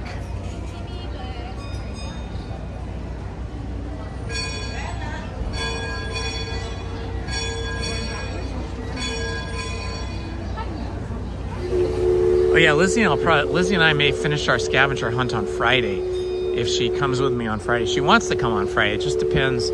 Sometimes Friday is really slammed for her with tons of work to do, tons of artwork to complete by the end of the day. And sometimes she gets it done earlier in the week, and then Friday becomes an available day for her to just go do what she wants. Engine room, ahead 1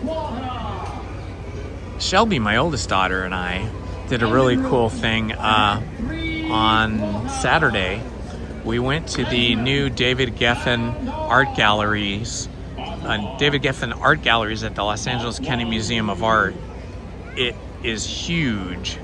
It probably more than doubled the display space that what they had at the Los Angeles County Museum prior to that. It was awesome, and they had they called it the LACMA block party, LA County Museum of Art block party, and they had DJs and bands, and they set up food vendors everywhere, and it was pretty spectacular. I can't wait to take Lizzie there. We love looking at paintings and drawings and sculptures, statues. And they had artwork dating back to like 1000 BCE up to like basically this year. From all different countries, from all different eras, from all over the world.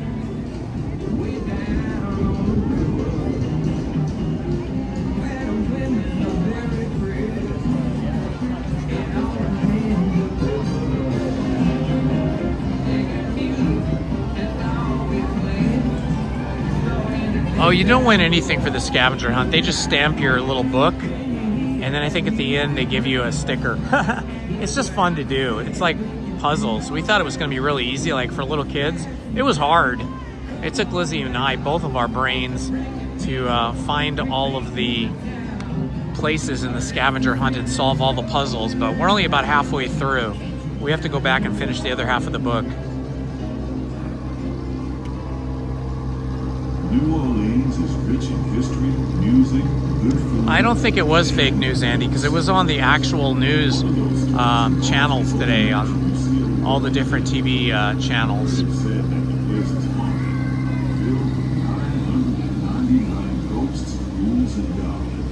That's a pretty sight, isn't it? With the antebellum mansion, the haunted mansion in the background. The dock over here.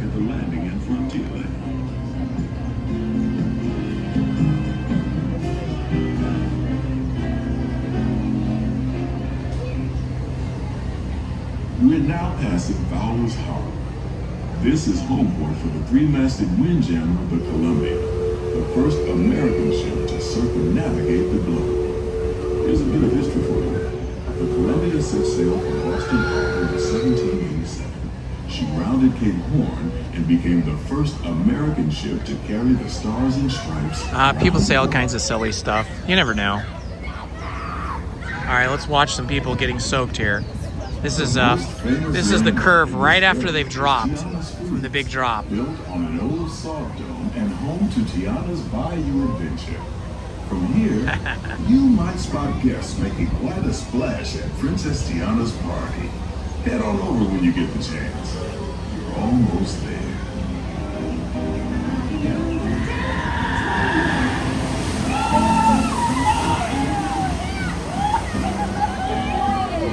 Doesn't that look fun? Wow, it's back up and running. It was down earlier today.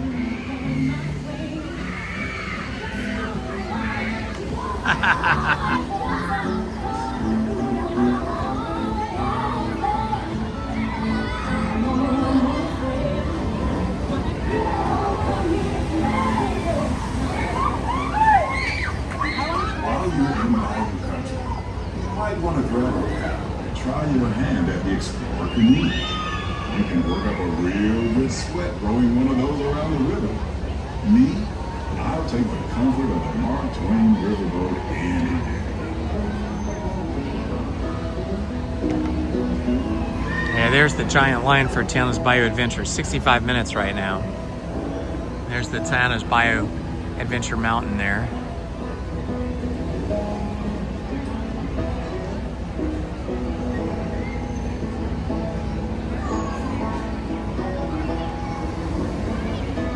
According to the app, Tiana's was 65 minutes.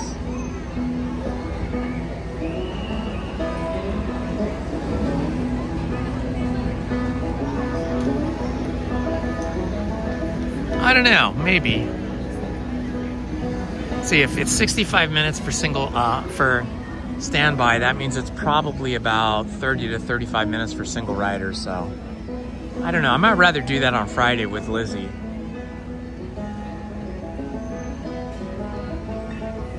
As we head into the remote areas of the rivers of America, you're in for a real treat.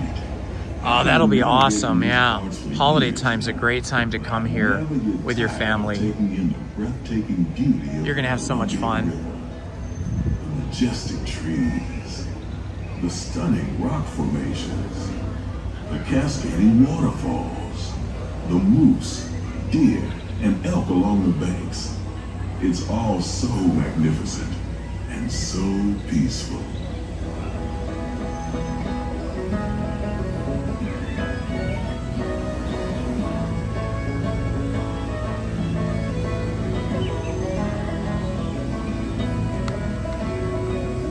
Now they've got deer all the way back up in there, even back over here, kind of hiding. Can't see them, they're in the trees.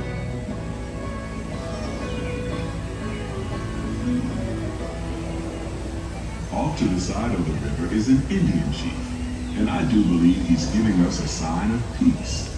That means we're all clear as we head up the Missouri River to the home of the Plains Indians.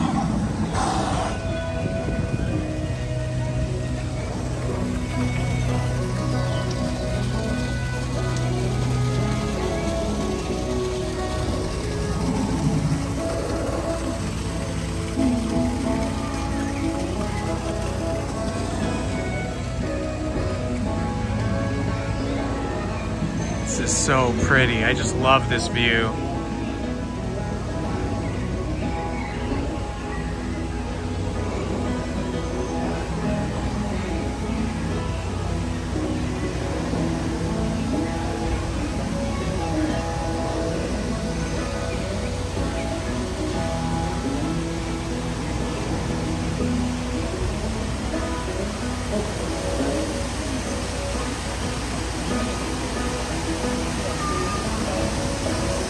Yeah, Cutie Susie, that happened yesterday.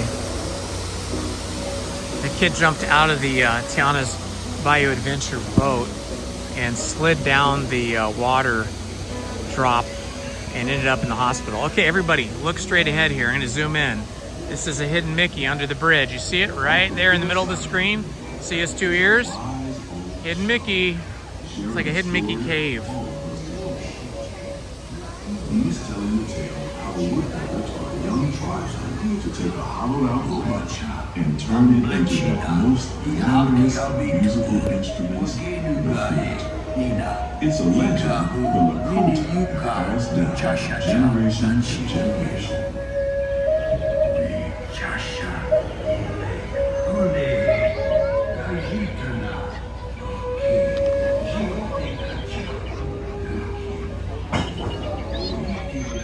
And there, just beyond the shout, is a tribe of Plains Indians setting up their camp along the banks of the river. They'll be here for a few months and then move on.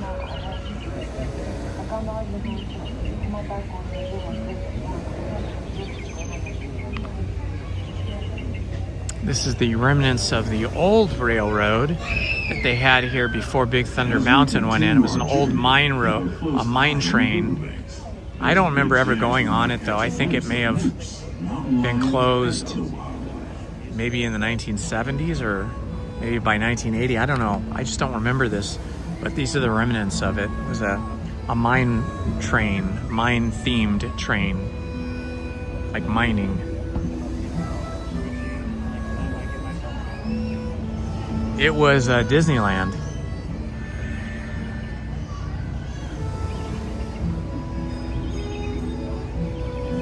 We don't know. We don't know exactly how he did it or, you know, what exactly happened, but those are all the news reports today on the news, the local news.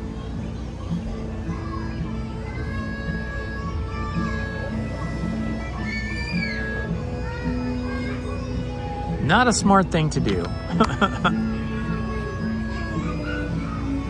All right, my friends, this is Indiana Holmes, and if you're new to the channel, please do me a favor and subscribe. Hit the like button and hit the notifications button so you don't miss any of our live streams or other videos I post. I usually live stream on Wednesdays solo by myself, although sometimes I'm coming on Tuesdays now, like today. And then I usually live stream with my wife, former Disney animator Lizzie. And sometimes I come on Fridays as well. I do have a reservation for Friday, so I plan on rope dropping Friday.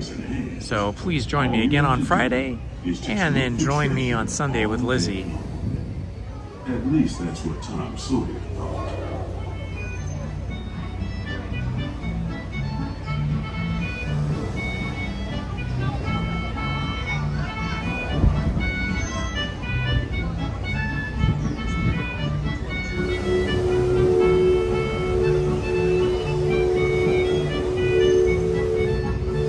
I love the sound of the ship's whistle, steam whistle. How cool is that?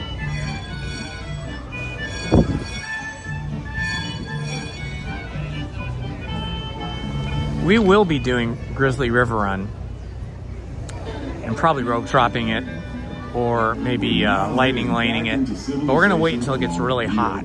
So probably sometime in the middle of July, when we get some like 90-degree weather, then that is the time to do all those wet rides. Roll out of the mountain has been seized by supernatural forces, and they've turned the mining trains into the wildest ride. Friday, yes, Friday, we will be rope dropping Pirates of the Caribbean. So join us for that, because Pirates of the Caribbean has been closed for a couple of months, at least a couple of months, for renovations, and it's supposed to open Friday. So we're excited to see what additions or renovations they have made to Pirates of the Caribbean. I am hoping for some new animatronics and maybe some projection show additions, but we'll see on Friday. Probably also do Indiana Jones, the Temple of the Forbidden Eye on Friday, and Jungle Cruise.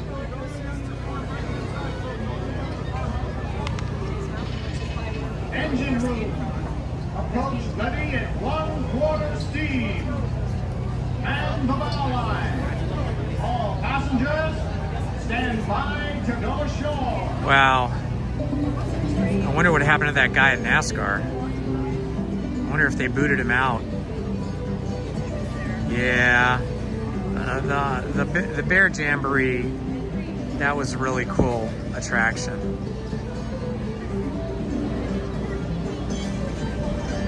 Oh wow, Bill. Well, let's hope that Pirates opens up first thing in the morning. But if it doesn't, then we'll just do something else in the morning, and then we'll just wait in line for Pirates when it opens. Oh, that was a nice, relaxing, fun trip around the rivers of America.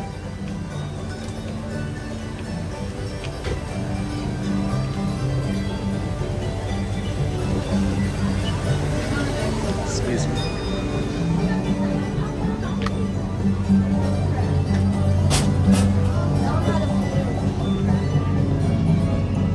And we're looking across the water here at Tom Sawyer's Island. So Lizzie and I did, let's see, what was it? I think last Wednesday or Thursday or Friday, I don't remember which day, last week, we started our Tom Sawyer's Island Explorer book, where you do sort of a scavenger hunt kind of thing. You don't collect anything, but you just have to find all of these features, all of these things at Tom Sawyer's Island, and then there's puzzles and you have to solve them. We did about half the book because it was much harder than we thought. And then we're gonna do the other half of the book possibly Sunday.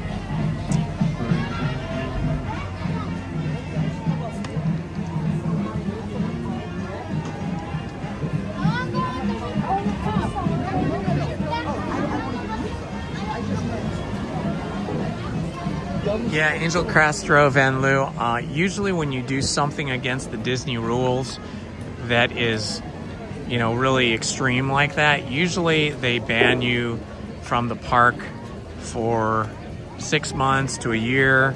I know some people have even been given lifetime bans from all Disney properties for doing crazy stuff like that. So yeah, I'm sure that there's going to be some repercussions for that kid. I'm just happy he didn't get seriously injured or you know, pass away. I mean, kids do dumb things, right? I mean, kids do silly and stupid and dumb things. We were all kids once, so I'm not gonna be too hard on him, but I hope he's learned his lesson. And I'm just really happy he's okay. You know, mostly okay. I don't know what his injuries are, but he's still living and breathing, and that's the good thing.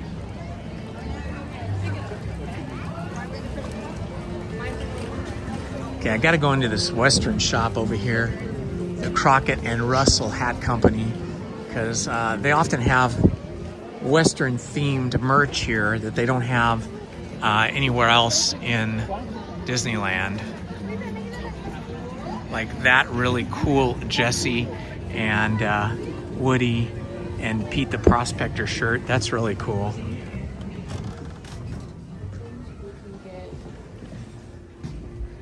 Oh, look at this cool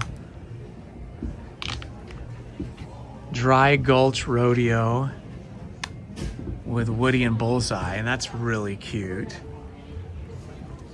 And then this shirt is pretty awesome. It's got Prospector Pete, Woody. Oh, it's got Dino the Dino, Woody and Jessie. That's really nice.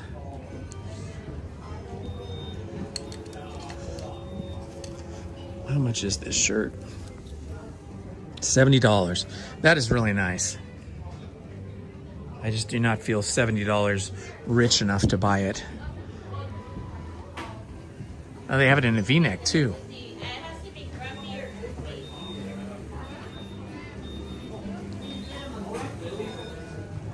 And the Lincoln Logs, talking about the Country Bear Jamboree. Look, it's the Country Bear Jamboree building set with Lincoln Logs. And that's tempting to buy. Except my little dog, Meta, would be, no worries, would be chewing up all of the, hi, no worries, it's all good, have a good day. They would, my little dog Meta would be grabbing all of the little wood pieces and running away with them and chewing them up.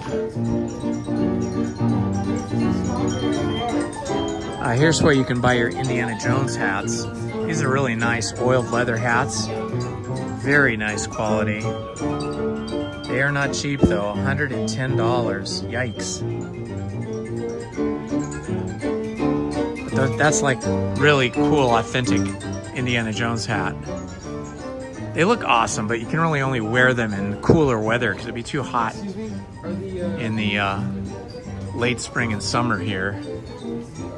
Okay, that's about all I see that's new here.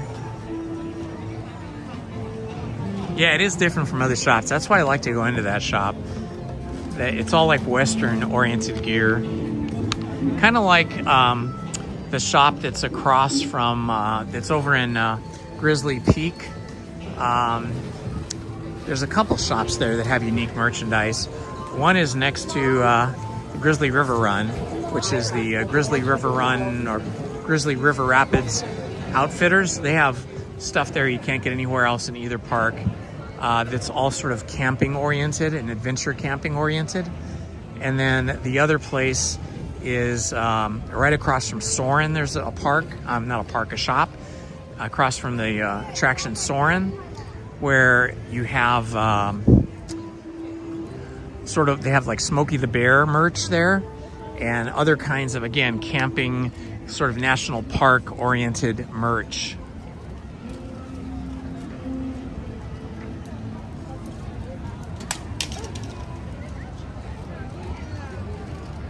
Yeah, we might go through the Emporium and take a look at that.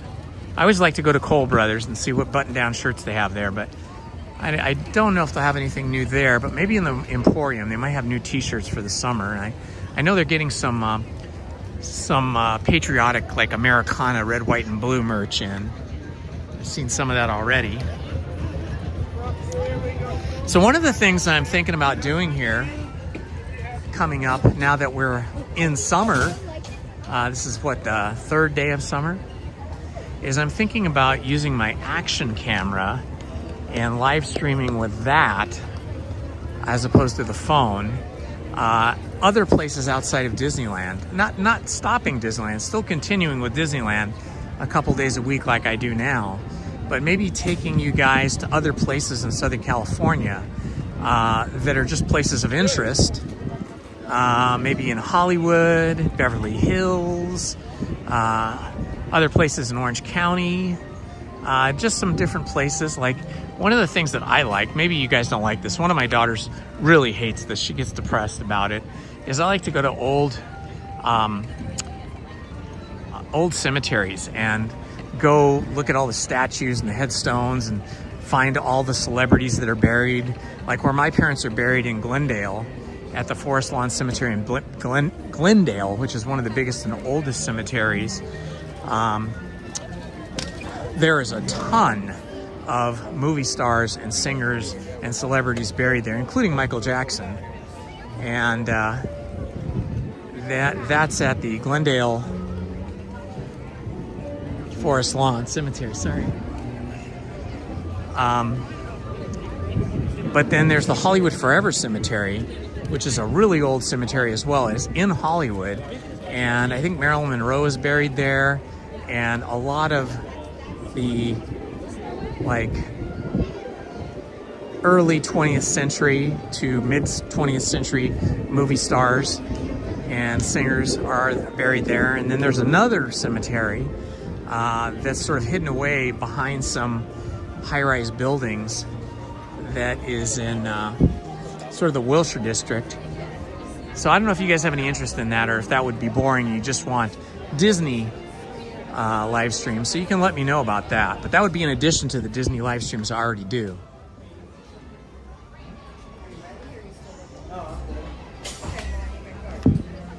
Yeah, graveyard would be good for Halloween, like an evening graveyard scene. Well, here's some new shirts, but it's very low key. It's just sort of like a golf shirt with a Mickey on it.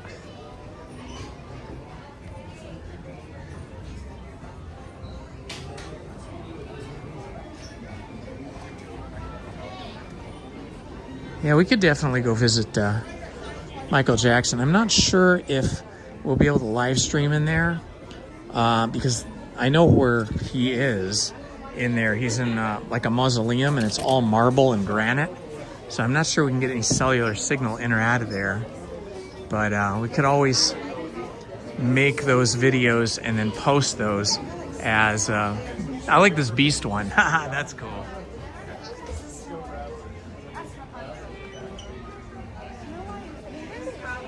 That's cool. But there's also a really cool, like one of Walt Disney, is it Walt Disney's? Or now I'm thinking maybe, I can't remember now. I think it might have been Charlie Chaplin's first studio. But there's a original studio building that was basically a barn. And I can't remember if it was one of Walt Disney's or if it was Charlie Chaplin. But there's an original studio building from like the 19s, like from 1910, 1920, that was preserved and then picked up and moved over by the Hollywood Bowl, and we could go visit that and see that. And then there is a big giant train yard with all kinds of steam locomotives and cars and stuff over by Griffith Park. That would be fun to see. And then there's the Gene Autry Museum, which is all about Western movies and Western... Oh, look, this is like right out of Toy Story 5, because here's the pond and Froggy. Yeah, these are the characters right here that are featured in Toy Story 5. Smarty Pants, Jessie. Oh, really? It's, look, they even have it here. You can even buy the pond toy, which is called Lily Pad. Lily Pad. Oh yeah, lots of Toy Story stuff here now that Toy Story 5 is out.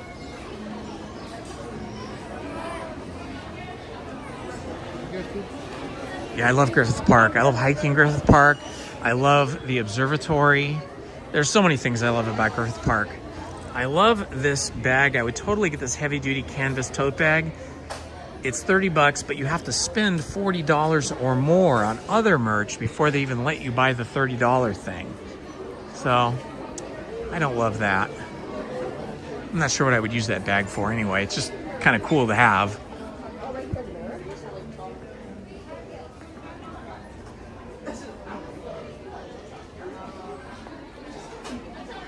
Let's see what we find here. It's a Mickey purse sipper cup thing. Or a wallet. I guess it's a wallet. I love the tufted embroidery like this.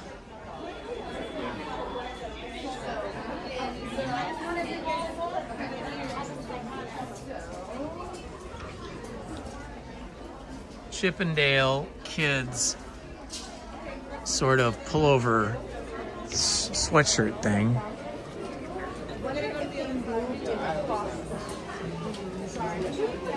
Okay, this back here is where they have all the t-shirts.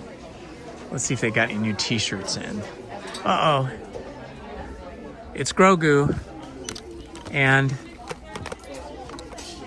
Winnie the Pooh, or actually Pooh Bear, has invaded Grogu's family. He's gotten adopted.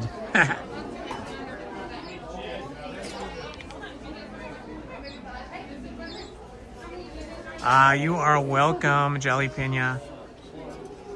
Jalapeno. I'm sorry if I mispronounced your name. Ooh, this is cool. This is new.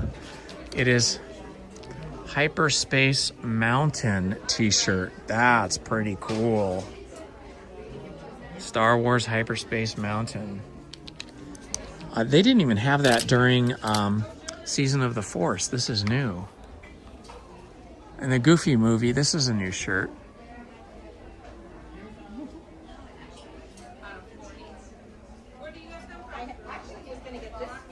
Oh, this is cute.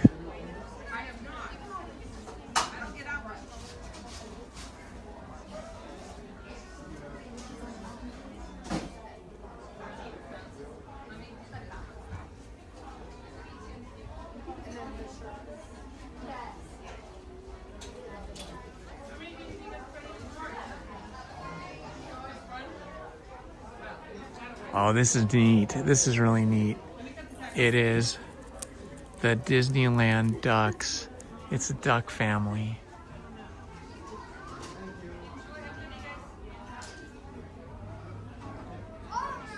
That's cool.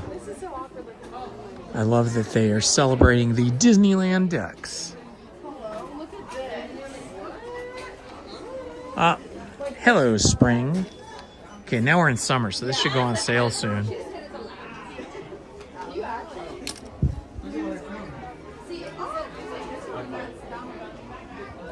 If you're a Minnie Mouse fan, there's a cute hat for you. Okay, so now this is something you'd normally only see over there. Okay, now I can't get it loose. This is something you'd normally only see over in Frontierland, but they brought it over here. It's Minnie Mouse on a horse, and it says Disneyland. It's got that Frontierland Western motif going.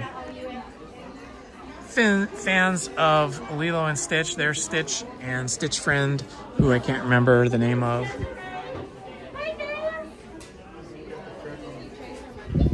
This is a nice water bottle. You can see the Mickeys on it. And then the top is, it's actually Minnie.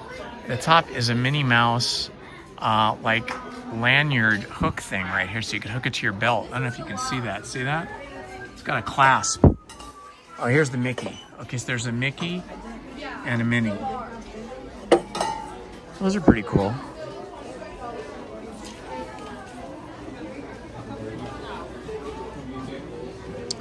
Let's see, is there anything else new here?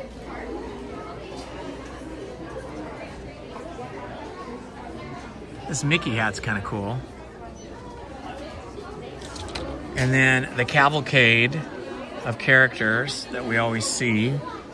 Nice.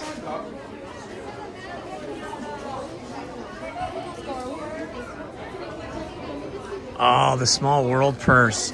Lizzie would love this. That's pretty awesome. She loves Small World. It's the 60th anniversary of Small World. That's cool. Oh, they even have Small World shoes. The Croc shoes. And Small World shirts. Oh, more Small World purses. That's pretty cool.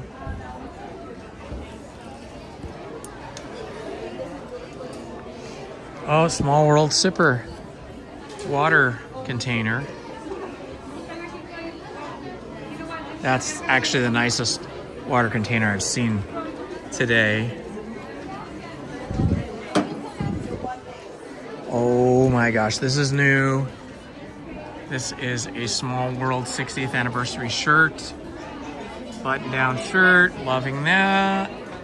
Wow, good stuff. T-shirts, every kind of thing. I love these ears with the happy hippo. Flower power hippo. Ooh, the happiest cruise that ever sailed. Again, themed for Small World. I think that's all about all that's new to show you over here at the Emporium. Yeah, the Small World collection is super adorable. I do love it. There goes Steve rolling in the fire engine still. There he goes.